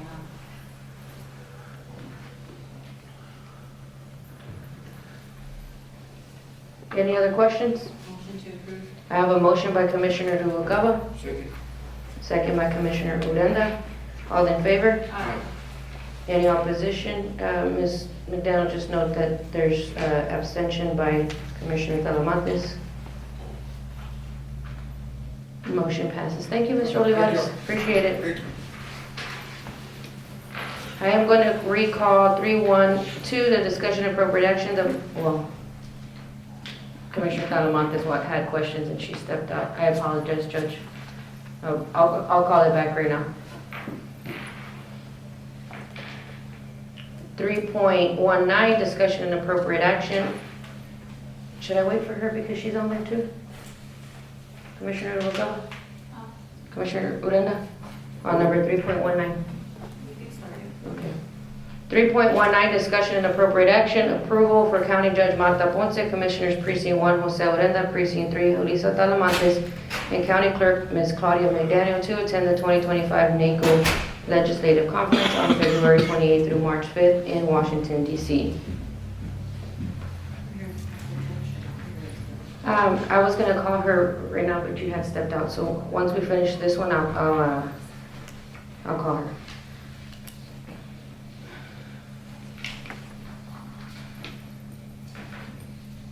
We're on 3.19. Judge, and this way you mentioned, you got the call, or you got a letter stating. I have an email, Commissioner. I can forward that to you, and just for the record, for the constituents' transparency, I got chosen or invited to speak in Washington DC as a Southwest border judge, in conjunction with the Webb County Judge Tano Tijerina, Commissioner from Hidalgo County, another judge from the northern part of Valverde County, to go speak at the Southwest Border Judges Forum and meeting in Washington DC. And I did invite all the commissioners and Ms. McDaniel as part of the invitation that I received. And Commissioner Urenda and Commissioner Talamantes responded that they would attend. Mr. Ortiz and Commissioner Carmona advised me that they would not be able to attend. I did advise Commissioner Rubalcaba as well, but I did not put you on here, Commissioner, because I hadn't heard My back. question is, I saw the commissioners, and then I saw Ms. McDaniel. I said, why is Ms. McDaniel going? She has nothing to do with the border crisis. They in the email they advised me, because she's considered the secretary of the county, like as a clerk for purposes of notation, and that is why. So did everybody else get invited, every elected official? No, it was just those. It was the specific ones from the email. So not even the sheriff, who has a lot to do with the border crisis, didn't get invited from you? Because to me, I think the one that should be going should be the sheriff. I mean, if you got selected by them to speak, by all means, but to me, why isn't it the sheriff going? Because he's the one that does all. I contacted the program numbers. I contacted Mr. Sheriff. I contacted. Can I finish your answer? Or you're not gonna let me? You can finish, but Well, I'm that's just why- asking because my thing is we have to answer the constituents. Yes, you're right. And to Washington, and I've always voted against it, because I've done it to Judge Abascal all the time, and I've done it to the sheriff when he goes out of state. I've always voted no. So my thing is, yeah, you were invited, but to me it's like, okay, it's a lot of us going, or you guys going, I don't have a problem. My thing is, why isn't the sheriff, or why wasn't the sheriff asked to go? Because he's the one that has the stats, he's the one that has the numbers, they're the ones that do I did call the sheriff, and I asked him for those numbers, because that's what TAC told me to do. I did not formally tell the sheriff to join us, because whenever TAC sent me the email, and TAC on the phone when I spoke to Stephanie Moreno, she advised me to notify the clerk, and the commissioners, and that's what I did. And you're absolutely correct, he does have the numbers, and I honestly even asked when I talked to Stephanie Moreno from TAC if the sheriff was chosen, but she said it was county judges that got chosen to speak on this forum in Washington DC. But I spoke to the sheriff, and the sheriff didn't tell me, and if you are offended, Sheriff, that I didn't formally invite you, I apologize in front of everybody, but I did ask him for those numbers, because he asked me to ask him for the numbers, and to ask DPS for numbers and the district attorney's office for numbers, and I did, and I asked them for numbers. I just went about it the way that TAC informed me to do it, and that's the way that I did it. Can you forward me the email? I sure will. And when did you receive the email, sorry? On Friday of last week. I think it was Friday of last week. Okay, because when I spoke to you Monday, you said, Tuesday when I spoke to you, you said you had just gotten notified. Yes, on Friday. So I got it Friday, and then I called you because we didn't work on Monday. So I didn't call you Monday. I called you on Tuesday. Yeah, but on Tuesday you said you had just gotten notified, so that's why I'm trying to see this, because So I guess next time that I talk to you, Commissioner, I'll be very, very specific. When I said I just got notified, I got notified on Friday. We didn't work the weekend, we didn't work Monday. That's So what I'm just asking, because on the speaker list, we're not on it. if you go to the Southwest, I'll send it to you, Commissioner. I'm not gonna make up that I got chosen to go I'm not speak. saying that you're making it up. I'm just asking for backup. That's what the constituents want. Taxpayers, because taxpayers are paying, so they want to know what's going on. Why we're going to Washington? Because they asked me on the weekend, why are they going to Washington? I said, I'm going to be honest, I've always voted against Mr. Wascad. Who asked for it to be, who asked for it? Why we're going? Constituents are asking. Oh, okay. So I said, I was just notified on Tuesday. She said she was notified. That's why she was calling to invite us. She invited the the court, that's what you had said. Correct? And then when I saw Ms. McDaniel's name there, I was like, why are we taking the county clerk? It should be the sheriff. That was my question, that's what I say, if you guys, I mean, I'm just one vote, and I'm sure you guys already did the booking and all that. I have a question. Would, can we ask the sheriff? That was my Yep, question. I don't have a problem with the sheriff, I just do the way that TAC sent me out of, That day, I'll be with the governor and I couldn't go. excuse me? I'll be with the governor that day that, when y'all going, or during that week that y'all are gone, I'll be at the governor's. So you can't go regardless? No. My thing was, it should have been, they should have asked you first. That's my thing, because you're the one that in charge of everything that's going on in the border, or the chief. That's my thing. You're the ones that know the stats and everything that's going on. I know, and that's why I called the sheriff to ask him for the stats, to get me those stats, because that's what TAC told me to do, and that's exactly what I did.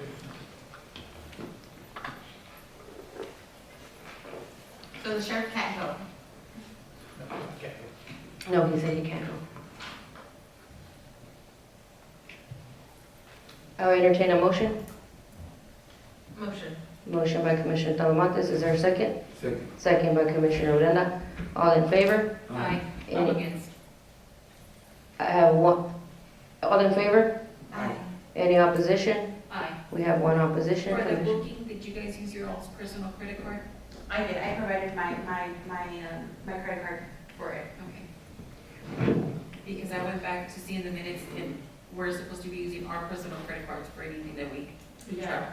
Yeah, no, the only reason, I only got asked one time, and it was, I think, because there was a PO submitted, for it, but I used my personal card. Do you have other questions, Commissioner Noguera? I'm done. 3.20, discussion and appropriate action, approval for Commissioner Precinct 1, Jose Urenda, to attend the 2025 County Management and Risk Conference on April 8th through the 11th, 2025 in Round Rock, Texas. So moved. Second. Motion by Commissioner Talamontes, motion by Commissioner Noguera, second by Commissioner Talamontes. Thank you. Yes, all in favor? Aye. Any opposition? Motion carries. I am going to recall 3.12, monthly report from JP Precinct 3, Ms. Leticia Hernandez, for the month of January 2025. I'm sorry, Judge. That's okay. Thank you, Judge, for waiting. Yes.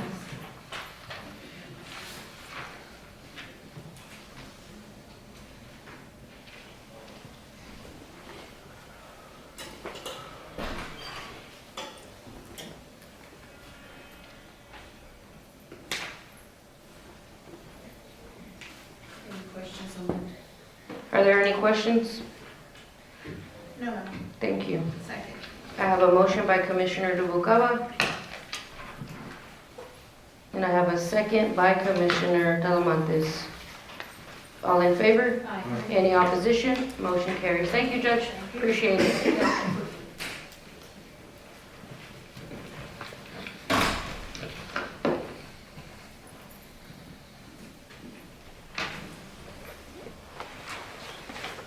And just for the record, Commissioner Noguera, just on that 319, the sheriff had advised me that he did not want to go, so just wanted to put that out there as well. 3.21, He advised you to go, and you just asked him. no, I know, but he advised me as well. He just advised me that he did not want to go. 3.21, discussion and appropriate action, monthly report from county commissioners for the month of January 2025.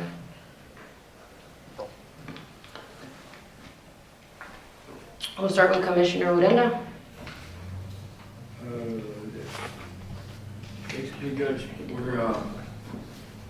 we've been performing some road work on, like in the past, we've had quite a bit of oil field traffic off of 186. TxDOT's got that construction job going on 186, and the trucks keep diverting through Castello Road and Brown Road. So we're working on those roads and also shredding the right-of-ways towards Black Mountain, keeping the grass under control to try to control grass fires. Commissioner, I have a question. Where do you, get 32,000 The amount. for the upcoming months? I just want to correct like mine to make sure that I understand all So the when different you, types. when you allocate the material and transport that it takes, you get your trucking hours at, I have it set at $115 an hour, which is the common rate right now. And the material, if we purchase coal mix, for example, we're looking at about $2,000 a load. So that's how I allocate the amount. That's where you come up with that amount, that money. Do you add in like, do you factor in like your employees, like time? Yes. And like, Yes. so you do time, material, Yeah, it's kind of like putting an estimate together for the whole job. okay? Whatever jobs we're gonna allocate, we break them down from, one might take 6,000, one might take 8,000, and it all totals out to that for the month. So it's fuel, material, Man hours, and, equipment. equipment. Okay, and so you just charge like, you set a fee for like whatever Right. equipment and how many hours it's gonna take you? Correct. Okay. Other questions of Commissioner Odena? None. Precinct 2, I will table Commissioner Alonso Carmona's. He is not available today. So we'll move on to Precinct 3. So I have been trying to drive all the roads. I did drive them before taking office. But if I'm being honest with you, I'm still trying to catch up to make sure I make it out to every road that we have. So, for the most part, there is some that needs work, but we have been upkeeping with them. We've been making sure that we cut the grass. There is a few areas where we need to get the tiger in there. And basically, because we've been catching up and learning, we've just been doing like Band-Aid patches on some of the areas. I know that through the road, we got a call that it had sunk in a little bit, and so we had to remove, what do you call those things? Those, metal tube? Is that what you call it? Okay. We had to remove that, and then we filled it in with rock and then packed it back up. So Band-Aid fixes, but we are going to start to get a little bit more detail to make sure that we're servicing those roads. Any questions of Commissioner Talamantes? We'll have Commissioner Rubalcaba, Precinct 4, 5, and 7. Judge, we've been working on Monson Road. We finished that one up, and then we're headed back to Buddy's Lane. Where's Monson Road at, Commissioner? Where Giovanni lives, Oh, okay. no one's Monson Road. The front of it is paved, the other side, it's where we have limestone on it. Okay. And I know this is for the roads, but just an update on the high school, we already demolished all the bleachers. So we're taking the metal to Wilkinson over there and the boards to the landfill. So the metal wasn't salvageable? Yeah, we're taking it to Wilkinson. Okay.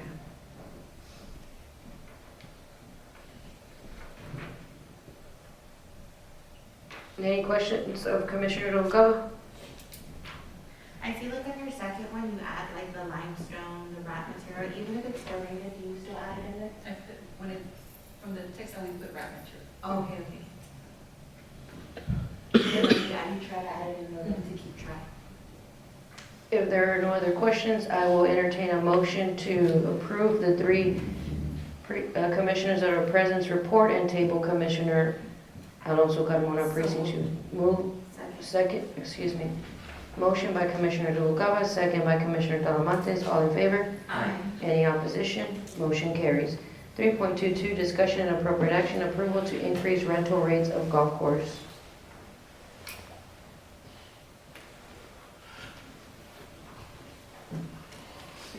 Good morning, Ms. Hyman. Monday. If I may, we place this item on the agenda based on our numbers from the monthly reports. So, the original rate that was established for renting the entire golf course, for example, oil field company that we're going to credit, was, I believe, $1,100. And that basically, that was established back when the previous manager was managing the golf course, and different things have changed. And for one, we've added quite a bit of numbers to it. We have more members, we have more people showing interest. And back then, we used to make, on a good weekend, maybe 900, 1,100 on a weekend. Right now, we're bringing that up daily. So with that taken into consideration and everything rising from fuel, you know, if the fuel gone up tremendously, the parts, everything's going up. If we were to rent the golf course out to an oil field company right now, we'd be losing on that particular day. This is why we're requesting to up the price, to adjust for the increase of everything else that we have to endure out there. So the rental of the golf course from 1,100, it'll be going up to 1,800? Yes, ma'am. Because I was about to ask that too, so then it's backwards. So then you're not gonna do the catered lunch plate? No, ma'am. So then you're taking off the catered lunch plate, you're just increasing the rental rate. What about for private parties? Did you mess with? That's a different rate, for private party. I believe it's 300. 300. I bet you didn't mess with that. So the No. only thing you messed with was the oil field? Yes. If I may, Yes, I ma'am. printed out, this is just weekends. I didn't do the whole week, that's just weekends, just to justify the increase. And take into consideration, February has been quite cold, and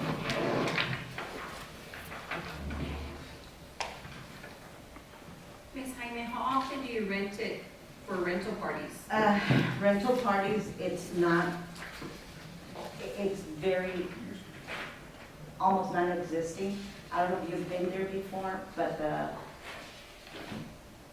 where we rent for the parties, it's very small. If you put 25 people in there, you're crowded. Okay. Yes, ma'am. So it hardly gets rented? If, Because I haven't seen it in the past. yeah, few months. no, I think it's been a while. I think November was the last one, but. Most of the time, the people that rent it are for a small meeting. If they're gonna have a small meeting and it was a company with like 15 or 20 employees, they might rent it for that.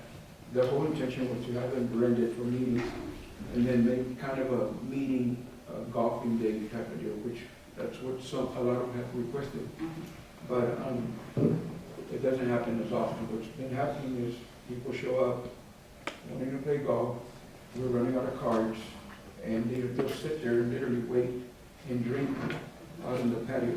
Yeah, yesterday, a great example, we had a wait list of about 7, and one of them waited like 2.5 hours, and he waited out there until he got a card. He didn't get a card until 4 o'clock in the afternoon. I was gonna ask, so the rental rate is about $1,800. Do you close off the golf course to everybody else, or does it still stay open? No, once we rent it out, it's closed. It's a private, basically, the way it works is, let's just say you're an oil field company, you wanna set up, you can set up like a barbecue golf tournament for your employees. You pay that fee, you close the golf course for the day, but that entitles us to recoup what we should have made. And then they get to use it at their leisure, following the golf course rules, of course, but they get to play golf, and now the drinks are separate. It doesn't, they'll buy drinks, they'll buy this, they'll buy that, but that's just to rent the golf course. Do you think, or do you perceive that you have issues renting it out at $1,800? No, It'll still continue to be rented? it'll continue to be rented. I feel like the price should be more. Well, you're probably right, it should be more. Because you're closing it off. But some of them is for nonprofit. Yeah. Oh, okay. So that's where, It's an effort.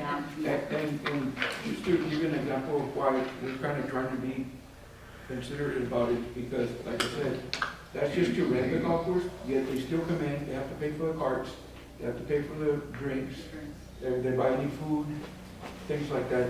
Now, the other thing is, we do want to keep this to where it's still feasible and people can afford, like Jaime just said, some are nonprofit organizations, and So you're going from 1,100 to 1,800?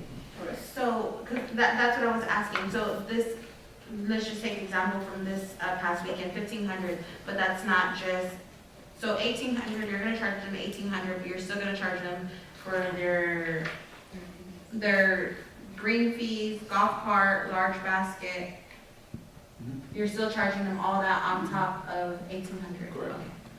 Well, then that makes more sense, because you're, The last one that I had, was last year, I think we roughly turned it around like to 4,000 that day, more or less, give or take. so it's just a guaranteed set amount. I'm just iffy, Mr. Linda, on the dollar amount, I mean, because it's high from 1,100 to 18, especially like for the nonprofit. And I understand the oil field, for anybody that they can Right. afford it, but for a nonprofit, 1,800 is a lot, to me, it's a lot. We can, and that's why we put it on the agenda, so we can discuss it. And I'm gonna agree with you, Commissioner. Personally, I feel like when it's a nonprofit, they're gonna come in to try to make money for it. We've got, for example, we've got one coming up for the Wounded Warriors, I believe. South Texas Heroes, and it'll be for scholarships, but, that one, they have a lot of, donations, big companies that are coming in. Oil field, yeah. Oil field. Oil field companies come together and they drop quite a bit of money to assist in putting the tournament together. And then they'll set up at the golf course. But if you're a nonprofit, then you have to have an E&I number. Isn't there a way to set up rental agreements for nonprofits and for non-nonprofits? We can establish that at Commissioner's Court, actually. We can have a special rate for nonprofit and then a regular rate for the nonprofit organizations. I feel like that would make more sense, because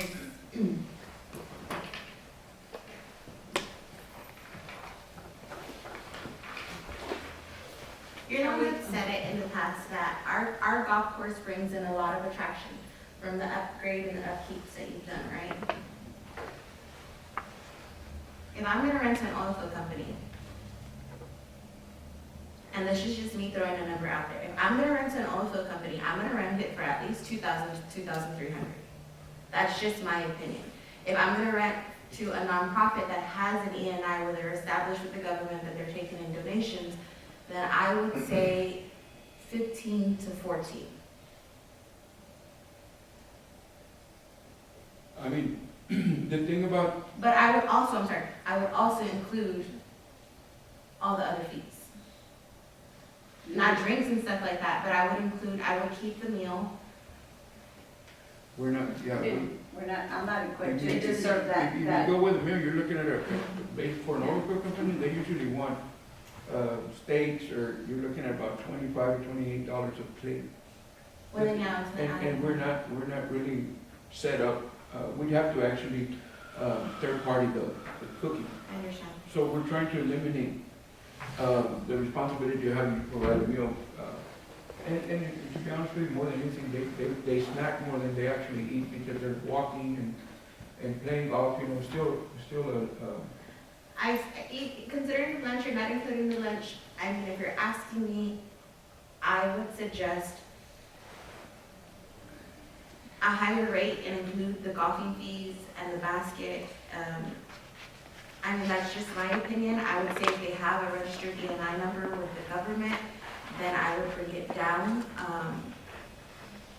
I would suggest 2 rental agreements. I'm sorry, I don't mean to make it complicated for you. yeah, it would make it complicated. I And- was gonna say 15, we'll try it at least $1,500, because of course we can't distinguish the oil field and the nonprofits, because they're gonna say, well, you're doing it for them, not for us, and then the nonprofit I also, think but just to be uniform, you just do one number and that's it. Just to be uniform, to be consistent, and so you don't have that pushback from people saying, well, why are you gonna give us a higher rate and you're giving them a lower rate? You just do one number and that's the number, And I agree with, and I, you know, I kind of lean more for the 1,500, because if we go up too high, we gotta keep in mind, we still have Uvalde, we have Eagle Pass, so they can always take their business. yeah, that's what I'm saying. You see it first and then, Yeah, 1,500 would be, 1,500, okay, that's my motion. I'm good with that. Do you allow them to take in their own, so everything has to be purchased there, We whether haven't- they we have reserve not- it or they don't? We have an alcohol license, and by law, they're not allowed to bring in any alcohol.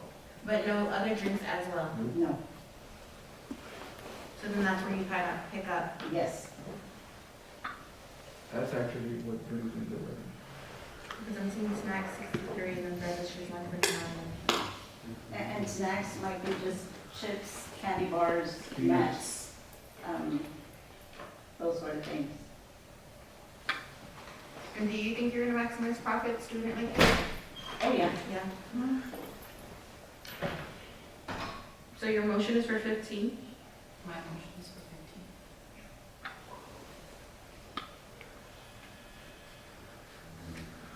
15. No safety. I would say keep it at the 18, or we go lower.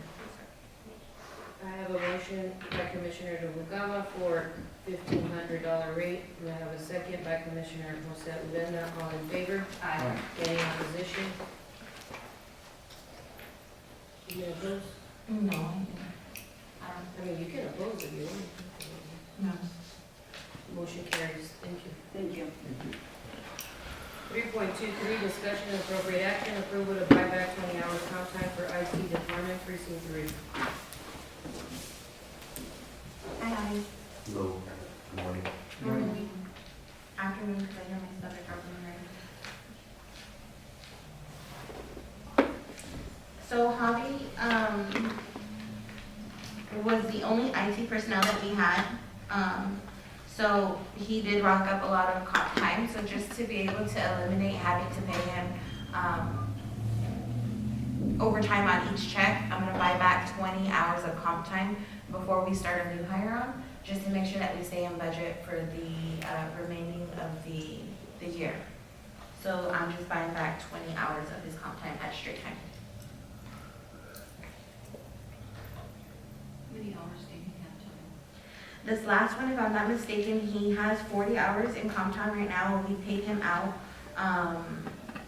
it was 9 hours that we paid out this past pay period. So this pay period, do you have overtime again this week? I have not checked. He more than likely is gonna have overtime, so if we leave that comp time at 40, and I'm gonna be eating up money every check rather than bringing it back down, so that way I can better manage his time and hopefully hiring another person coming in. I'll be able to say, hey, like, take a 2-hour lunch, or go ahead and leave early on Friday, and you won't be left with nobody. So it's just for me, basically, to help keep track of the expenditure. So the 3 hours will be at time and a half? No, they buy back at straight time, right, Mr. No, Reyes? whatever he's at right now, that's what is getting paid out. It's not gonna be timed and a half again. But from my understanding, and when we bought back time from them, so when you work an extra hour, you get time and a half, but when you buy it back at straight time. Yes, because it already got multiplied by the 1.5 when we gave him the time. For example, if somebody was making $10 an hour, right, for example, their overtime would be $15, right? But if they're getting comp time, now they're getting an hour and a half. So we're hour and a half, and if that's get paid out, it still gets paid out at the $15. Because 1.5 times 10 is at 15. You know what I mean? I'm afraid to say no. So $10 an hour is what they're getting paid, right? Regular, that's his regular pay. And then if he goes into overtime, it's at time and a half. So are we buying back that time and a half at $15 or at $10? Because my understanding was that we would go back to $10. Yes, we're paying it back at 10 because when he got the comp time, it already got multiplied by the 1.5. So then he loses, if he would take, yes, I get you. So time translates into time and a half, but money goes back to straight time. In this scenario, yes. So I'm buying back 20 hours of Javi's comp time at his regular base pay, For example, if he was getting paid $10, he would get an extra $200. but at straight time. Yes, yes. Okay, nice. So he would get $200 and he would have 20 less comp time. Yes. Because we're paying out 20 at his straight time. I just want him to understand how what he's gonna get paid, that way he doesn't think that he's gonna get Time and a half. screwed over. Yes. No, because even honestly, all my employees were asking me because it was something that even in my Road and Bridge crew, they still didn't understand it. And that's how I explained it to them was whenever you work overtime, yes, you get time and a half when it's considered time. But whenever we have to buy back those hours or you get paid out those hours, so when we buy back the hours, we buy that straight time. But then if you're at 40 hours and you work over, does that time get paid time and a half? Yes, yes. Okay. Yes.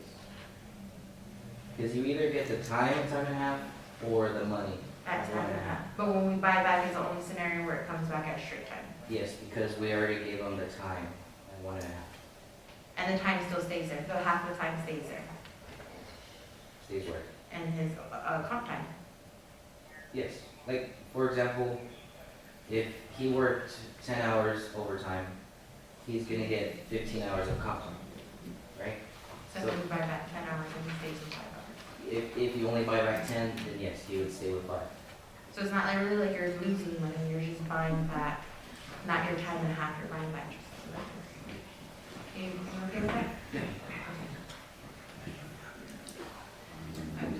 Yes, no. I appreciate it because I'm still learning too at the same time, so by all means, if you're okay with it, I'm still okay with it because it would help me on my expenditure report. We're hiring a new employee, making sure that, oh, of course, we know if they go to overtime and have to keep paying on overtime, it's gonna keep eating up that money. So that was my whole purpose of wanting to buy back 20, just to get it back down.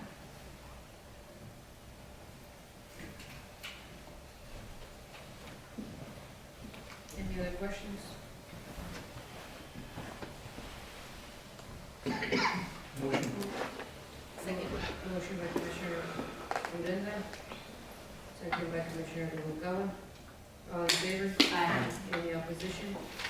Motion carries. 3.2. 2, discussion and appropriate action, approval for Commissioner Precinct 3, Lisa Talamontes and Javier Castañeda to attend the 2025 Technology Conference, May 20th, 23rd, in Georgetown, Texas. So moved. Motion by Commissioner Noguera, Second. second by Commissioner Odena. All in favor? Aye.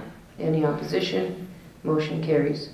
3.21, discussion and appropriate action to approve Road and Bridge 4 to purchase a trender attachment for the skid steer.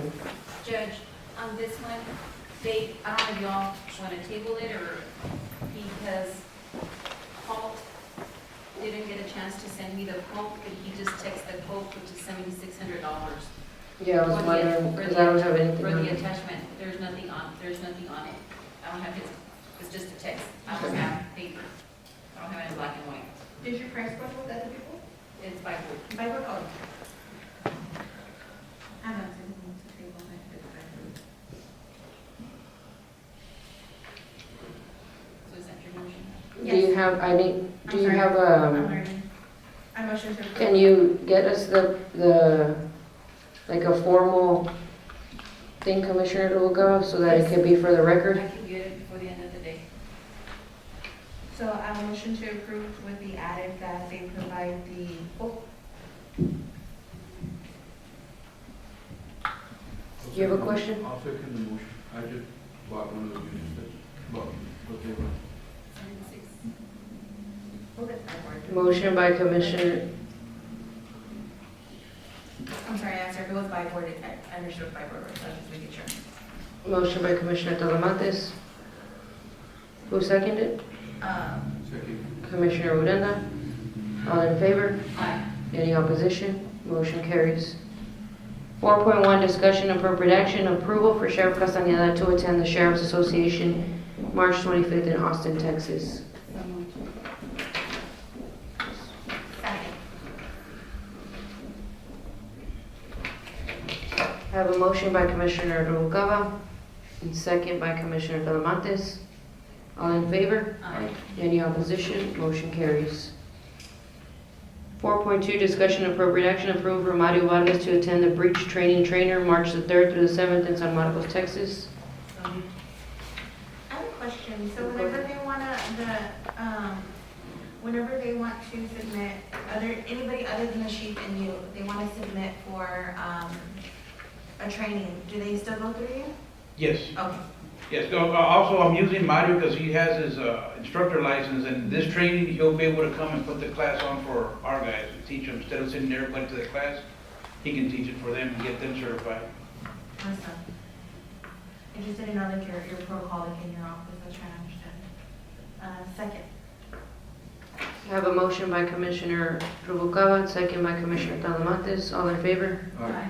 Any opposition? Motion carries. 4.3, discussion and appropriate action, Sheriff's update on dispatch remodeling diagram, 4 suggested ideas and cost proposal.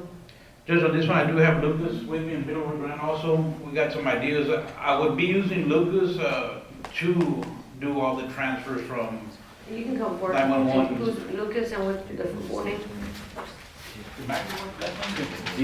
D'Amico. He's done Edwards County, what else? I mean, actually take care of, I maintain the 911 system for MRG. I don't work for MRG. So a few years back, we started the project of getting them a better dispatch. Thank you. This is a diagram that has evolved many times over time. We're still looking at options. I I'm think listening to you, I'm sorry.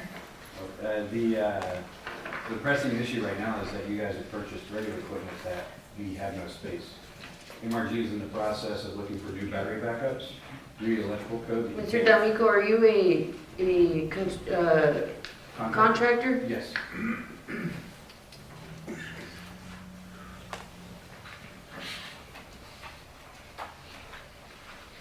These are multiple, some of those are phases. If you look at them, they have like I see. the old one, and there'll be like, this be part that would be turned down. Each one has a different. So are you adding on to the building or you're just No, gonna no, like no, the reuse? inside, Yeah. yeah, knock down some walls and rebuild some walls too. Put more space in there.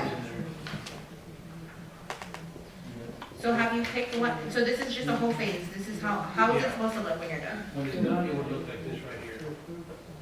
And this one has the glass, the tinted glass. Actually, the glass will be covered, or it Okay. will be covered, so you won't be able to see outside everything in there. It'll be covered.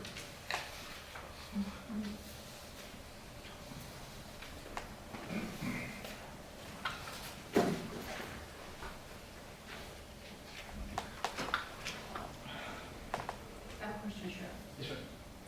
Mr. Lucas, he's just doing your proposal, or he's just doing you, Well, right now, doing the sketch and what more or less it would, the cost would be to come out.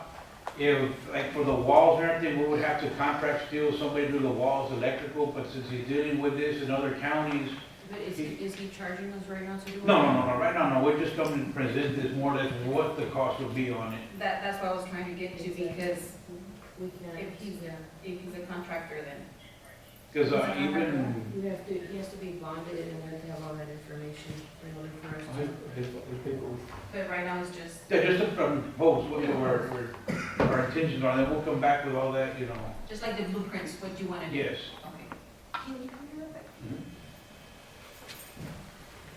So this is the door to the offices, and this is closed off? This is right now this is the dispatch right now. You walk into the side, Uh-huh. there's a hall, this is the door.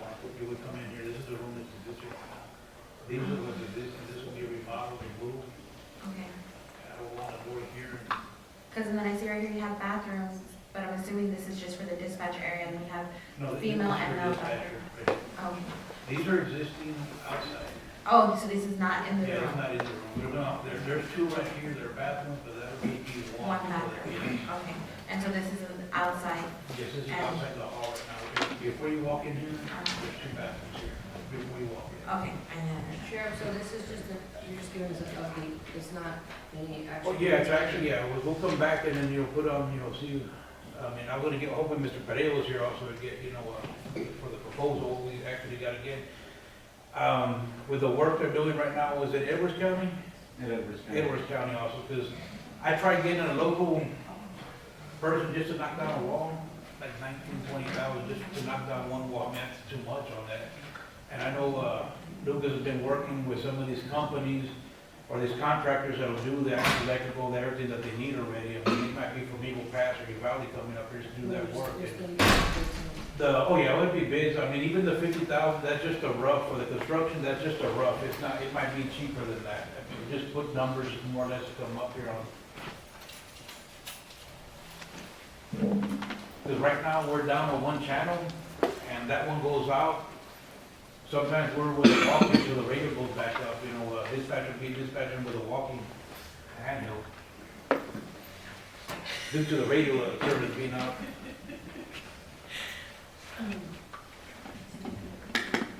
He just asked us for information. He just asked for it, he just said it's for information. Thank you, Sheriff, thank you, Mr. Thank you. So no Any action. questions from this one? I don't know unless they have questions, I think. This is more or less just what we're looking at, you know, to get. Pretty nice layout. I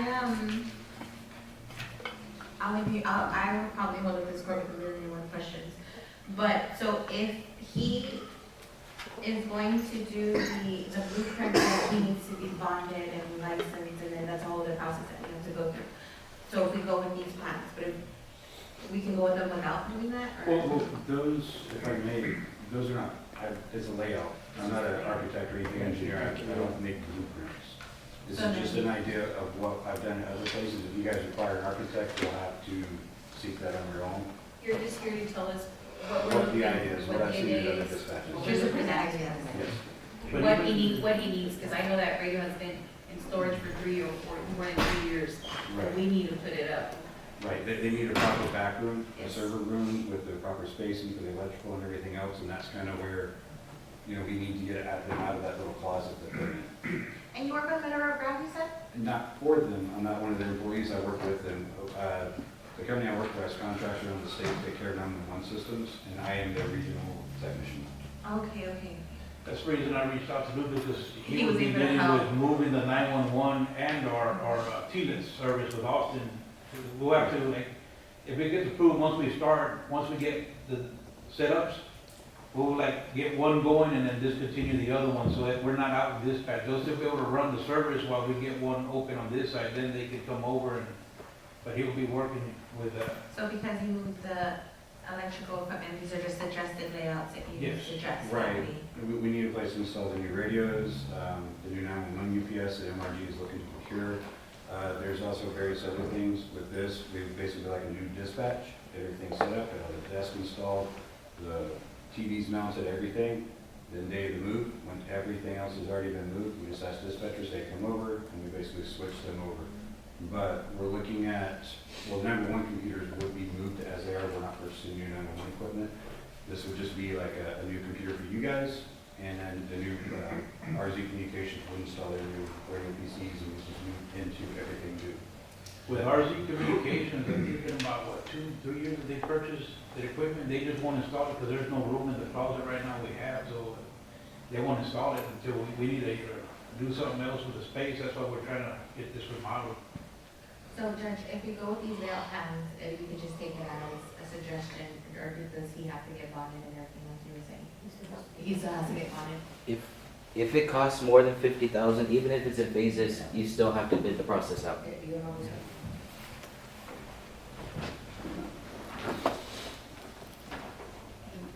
Thank you.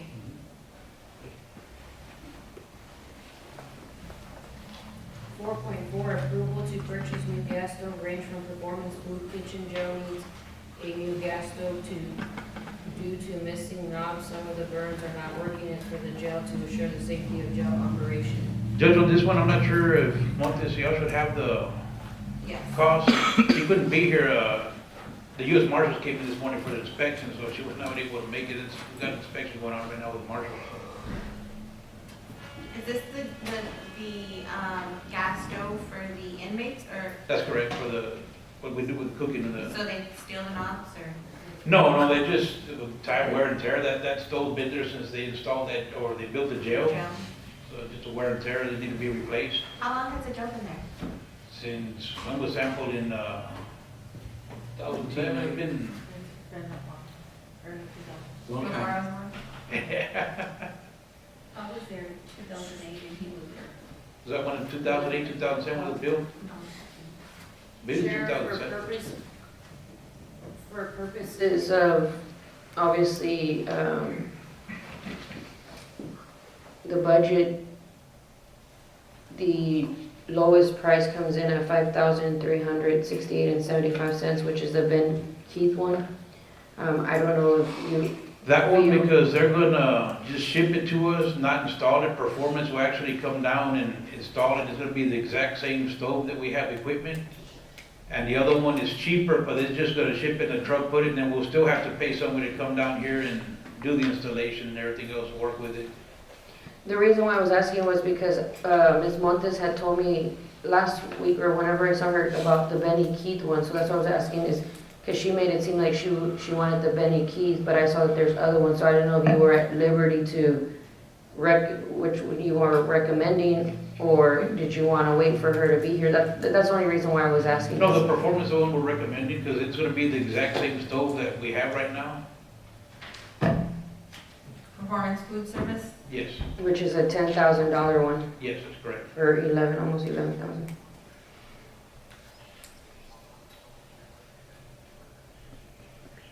Is there a warranty that comes with it? Oh, yeah, they'll have warranty. And what is it exactly that they have to do just in terms of with the, like, for that Ben and Keith one that's 5,300, like you just have to plug it in, or is there No, something we're the gas, special? we're gonna have to, I don't know the specs or the specs on it, if it's gonna be exact same things, it might be smaller or different, but, that one will remove it, they're gonna have to send somebody from their company, since it's theirs for the warranty, to come down and do the installation.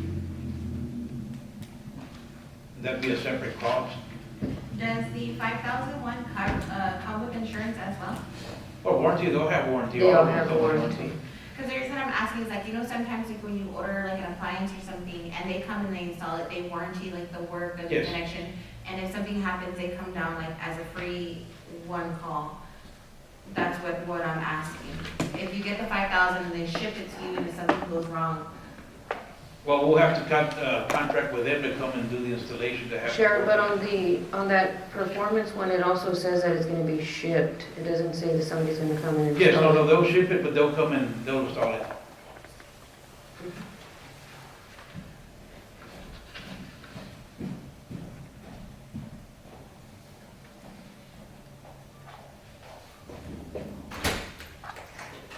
But we could table it until Cindy comes in. She wasn't coming today, and then just Martha showed up. They were supposed to come last Tuesday. I'm just curious, because on this contract from the performance, it doesn't show, I have to pay an extra cost for them to come in, actually, My install understanding it. from her is they were gonna install it.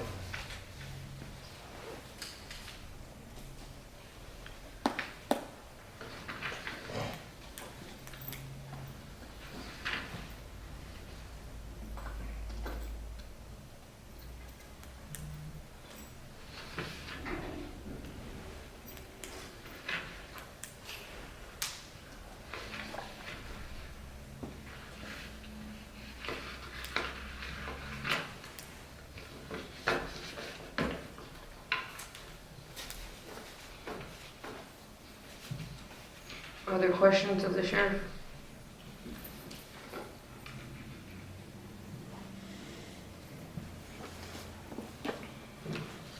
What does the court want to do? My only concern is that it looks like there, in the contract specifically, there's additional fees for either one of them. I'll make a motion to approve. Sheriff, just, if you would please verify and let them know that for that price, we're requesting that it be installed. That way they can secure their, warranty on their. Yes, sir. on the stove. which one are you motioning to approve? I was telling the court, Commissioner Rubalcaba and Commissioner Urena, that my only concern was that on the one that the sheriff was talking about performance, that it also says that there may be additional charges for the delivery and installation. But whatever this court wants to do, and Commissioner Urena motion to approve, but that the sheriff confirm or advise them that if it does include the installation, is not an additional charge. I suppose that's what you were trying to say. Second. Motion by Commissioner Urena, second by Commissioner Rubalcaba. Other questions? No. All in favor? Aye. Any opposition? Motion carries. 4.5, discussion and appropriate action approval for jail admin Cynthia Montes and Captain George Alvarado to attend the Texas Association Convention April 28th through May 2nd in San Marcos, Texas. Motion by Commissioner Noguera, second by Commissioner Talamontes. All in favor? Aye. Any opposition? Motion carries. 4.6, discussion and appropriate action, Sheriff's Report. Now, are they included this one or no? I know I included the last two, I don't know if they were put in there, but I put in the last two meetings. This last month I had, January and December. I have a report here for the Sheriff's Office for December through December, and then I have one from January through the end of January. I know I did one with the whole year, number of tickets with a racial profile, and then I included just the Decembers, and then also included, January's. I have, you submitted one that I have here says from December to December 31st, 2024, and then I have one from January 1st, 2024 through December 31st, 2024. It does, those are for the whole year, but there should be one for December also. For what? I mean, for January, just for January, the month of January. There should have been one included. I have the same as her,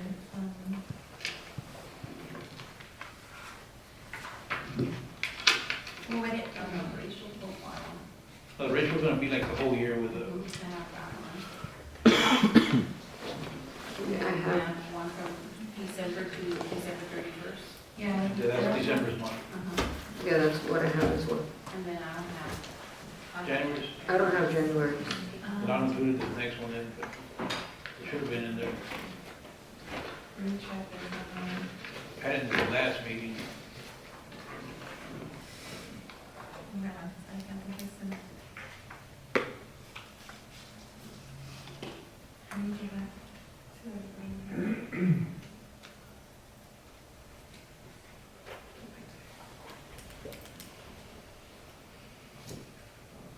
There you go.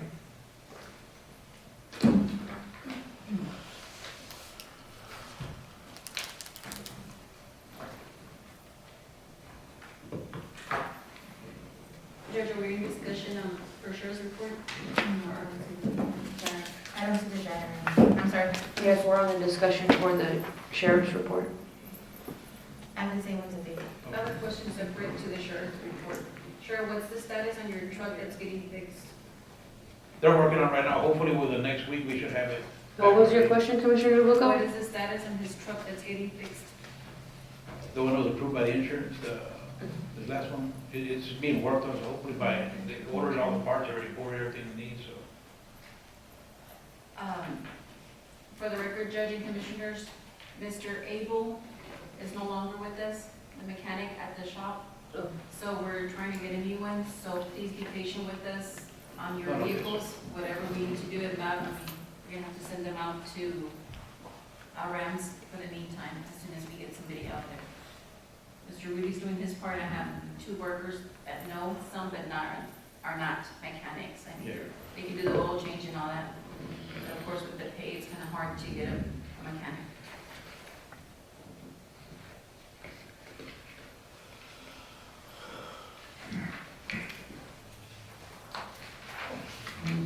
Sheriff, so the racial profiling is which one you said?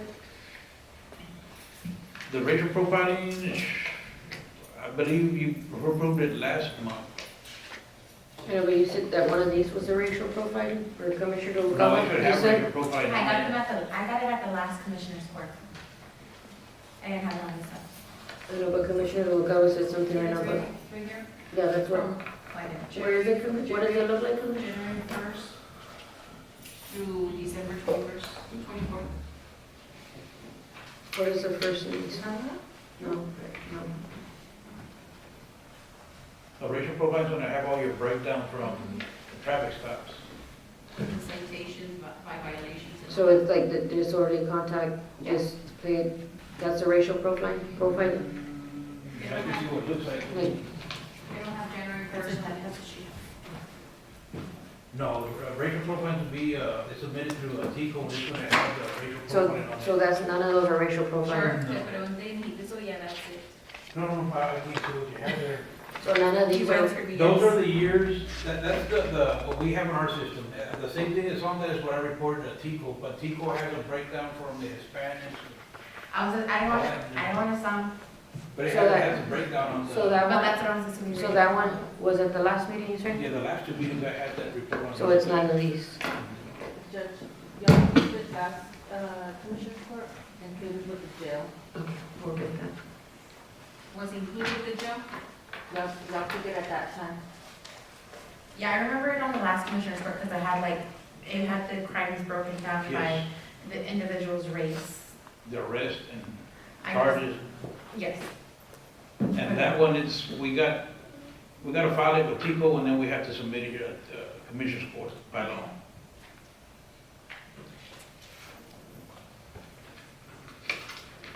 So this one is just your annual report. Yeah, That's what it looks like. basically the So- same thing, information more or less gonna be what's, the number of ticket counts gonna be what's with racial profiling. It's just a breakup. The reason why I was asking is because you said that the January one is the one that we're supposed to be discussing, and it's not here because these are from December, so that's why it was, But it was submitted this last meeting we had, I did submit January's, I printed those out before, that's why I was asking, because I wanna know where they were at. but I can bring January's in the next meeting. So we already approved the January report, I mean, the No. December, I'm sorry. No, we haven't approved.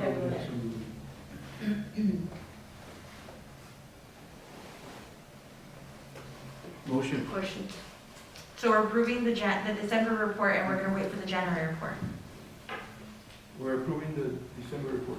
Now put Yes, January. I'm sorry. this- I said it the wrong way. I'm sorry. Motion to approve. Second. Motion by Commissioner Uranda, second by Commissioner Noguera, all in favor? Aye. Any opposition? Motion carries. Thank you, Sheriff. 5.1, status report for utility and regulatory compliance. Morning. Morning. Can we table this one? Because I'm still working with textile and moving that pole and Brundage. They said that they're gonna move it 30 feet away from our wetland. Oh, Mr. for the Hyman, light pole? Yeah. Mr. Hyman is asking for it to be tabled. Do I have a motion? Motion to table Second. by Commissioner Noguera, second by Commissioner Talamantes, all in favor? Aye. Motion carries. Thank you, Mr. Hyman. Discussion and appropriate action, monthly report from County Treasurer Mr. Oscar Ortiz for the month of January 2025. Morning, everybody. Good morning.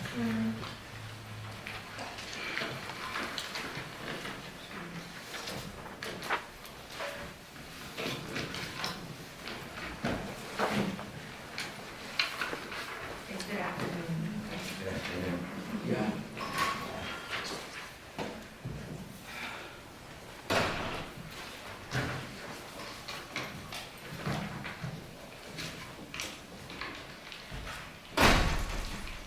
Mr. Gonzalez came and gave. Mr. Gonzalez came and gave,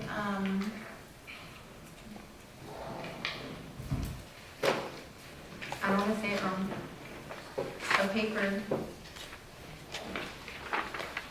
Is this included in your report? No, just the total at the bottom. Okay. It's the total, the $5,000 Yes, that that's he needs the to, gross that total. Mr. Pereira, they need to reconcile.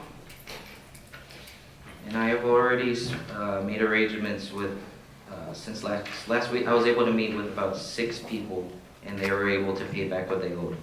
So as of right now, it's less, but that was the amount at the end of January.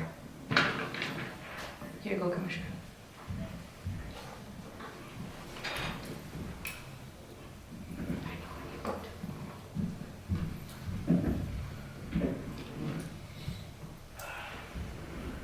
Questions of Mr. Ortiz's report? What do you do if they don't wanna pay? Well, they have to pay. Well, they have Everybody to. has to pay. But I've been making arrangements with some of the employees or officials that they can either pay in cash or check, however they want to do it, or we can take it out of their paycheck. But that agreement can't extend past 90 days. So if they want to break it in smaller amounts, it just can't be longer than 90 days. And then if they have, if they don't believe they owe that amount, they can also go and speak with either me or Mr. Pereira. Yeah, because Mr. Pereira is the one that's in charge of reconciliating that because it has to go through the audit. Since I could dispute it, then not, but I'm just joking, I'm Well, you can't, I mean, if you feel like there's a charge on there that's not supposed to be there and you want to dispute it, you can go to Mr. Pereira and, because Mr. Pereira advised me that he's the one that was in charge of this and that Mr. Ortiz had asked him for this breakdown, but that he's the one that has to report it and that he's the one that has to file it with the audit. So I was confused just as you are, but, I'm just trying to take care of it before the end of the year so it doesn't have to go. I mean, some of them will be on the audit because they're from a previous fiscal year, but I just want to take care of the ones, well, as much as I can, but for sure take care of this fiscal year so it doesn't continue. How can you do it? Well, the reason I did it this month is because it was made aware to me last week. So once it was made aware to me, then I took some steps, took a look into it. So then how often are you gonna try to do it? Whenever it's reported to me, So then if nobody reports it to you, you're gonna do this? pretty much. pretty much, exactly. much. Because this is, Shouldn't we have like a policy then that says that we do it like every but 6 months? this is Mr. Pereira's supposed to be, this is Mr. Pereira's thing. This is not the treasurer's, it's Mr. Pereira's because it's an audit. And if Mr. Pereira sees that there's money that hasn't been paid or that there's money that's owed, Mr. Pereira should be contacting those officials or employees to advise them like there's money that's being owed. However, somebody had advised Mr. Ortiz, so Mr. Ortiz did his due diligence to go and look into it. Because I also have, if I know of any debts, according to Government Code 114, I have to report them on my report as well. On his report. I know before they would go to the treasurer, Mhm. when Mr. Blanes was here, and when you took office, it was still going to your office, and then it changed. And then we switched it, yes. So it barely changed to. Yes, but it- wasn't I want to Mr. say It wasn't the auditors, it was Mr. sometime in 2014, we had changed, we had switched over. 24, sorry. We had switched over and he was going to try to take care of it. So now I'm just trying to help him a little bit take care of it because it is kind of hard. Because, you call people and they're like, okay, we'll bring it. And then, they never do. And then we all, all of us got things going on. So sometimes we're not always aware to keep calling and calling, kind of slips through the cracks. When you say 90 days, because I see dates here from 2023. Oh, like He needs 90 days to pay it off. Like if you get into an agreement with him to say, I'm gonna pay it The off. 90 days is when they go to you. Correct. Like, yes, for instance, if somebody owes, they can make an arrangement with him to make payments on it, but it has to be paid within 90 days. That's what he means. Yes, correct. So if nobody reports this to you again, you don't do this again? No, that's what Mr. Pereira. Pretty much.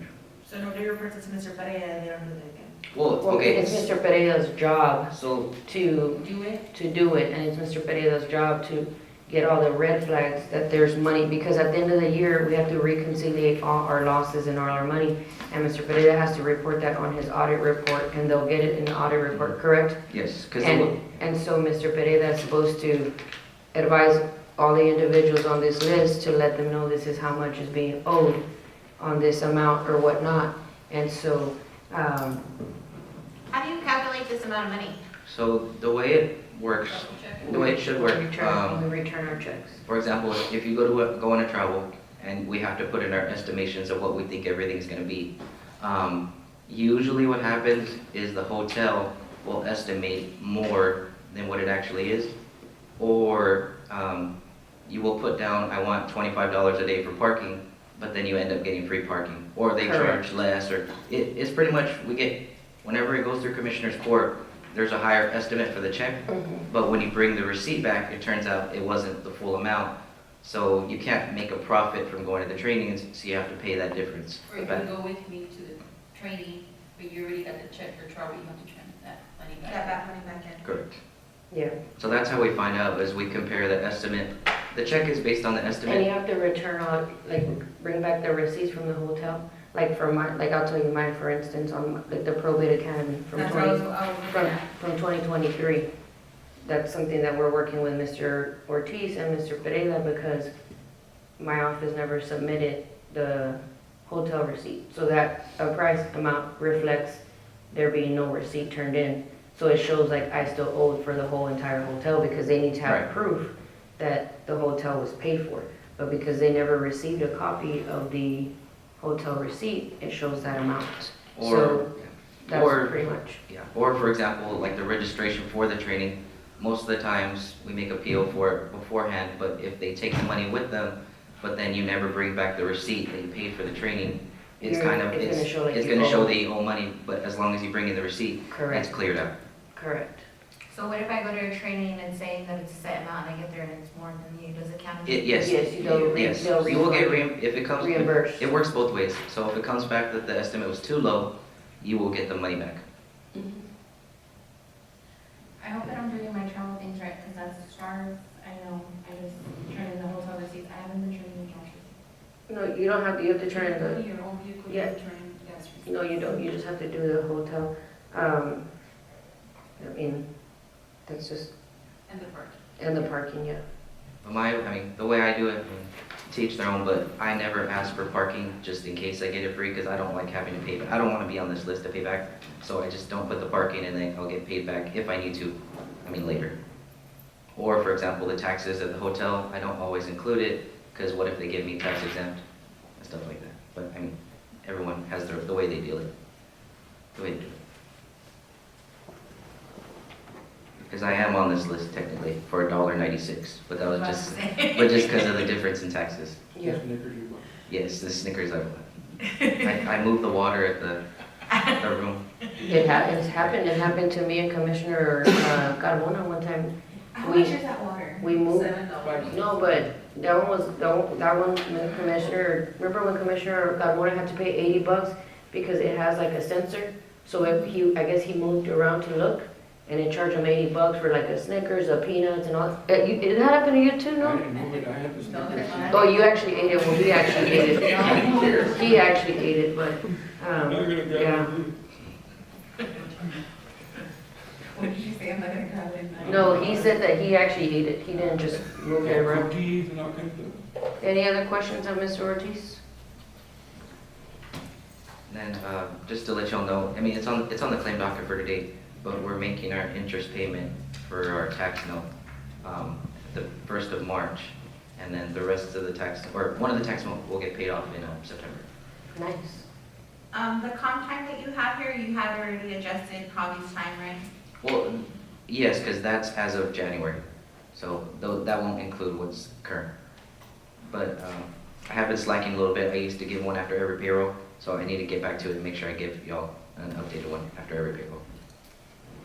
Thank you, I appreciate it. Yes. Do I have a motion?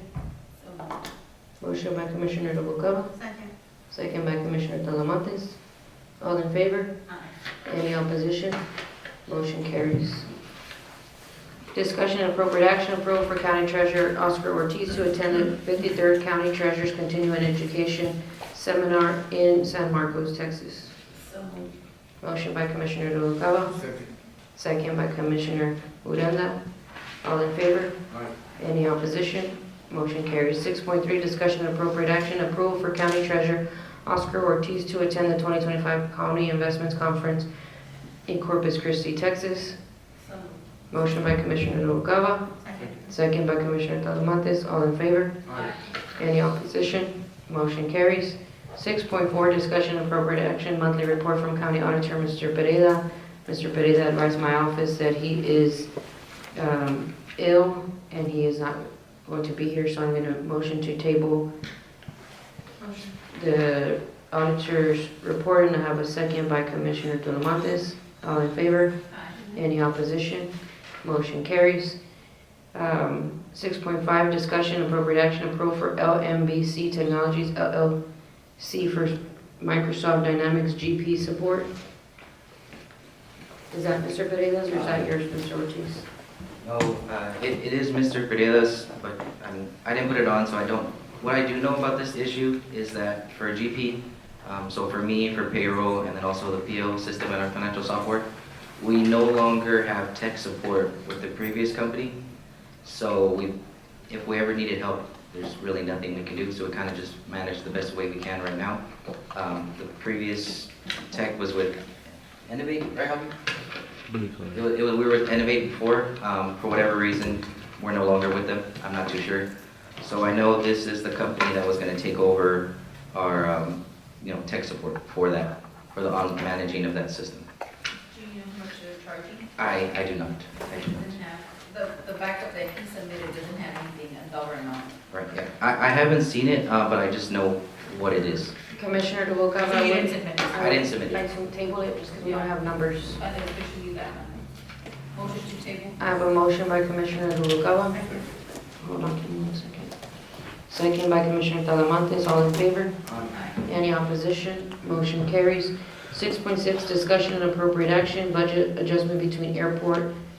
Number 12, in this particular, we can table it if you guys want, but, yes, ma'am, Mr. Pereira had advised me, if y'all can recall, that we approved Mr. Martinez's contract and increased to $3,000 to cover the cost that he has to pay for the insurance now that's coming out of his own personal. So that's what that $3,000 is. Motion by Commissioner Noguera, second by Commissioner Urenda, all in favor? Aye. Motion carries. Sorry, Judge, were you tabling that or were you approving it? No, we approved it. There was a motion by Commissioner Noguera and second by Commissioner Urenda. 6.7, discussion and appropriate action, budget adjustment between General Administration Department number 13. I'm not too sure what this one is. Mr. Pereira did not talk to me about it, just based on the backup that there is on here. We had approved the 2024 budget at a certain amount that we thought we were going to pay EMS, working in conjunction with the city. As you are aware, that did not work out that way, so I suppose that this is what that amount is, but I can't answer that question specifically. It's 184. It's 184,000. To cover the cost. Yes, but I don't know exactly. It's coming out of catastrophic. It will still be short, because that'll be 634,000 and the contract was 650,000. Well, because the contract's not for, it's prorated, right? Oh, okay, just have it. So moved. Motion by Commissioner Noguera, second by Commissioner Urenda.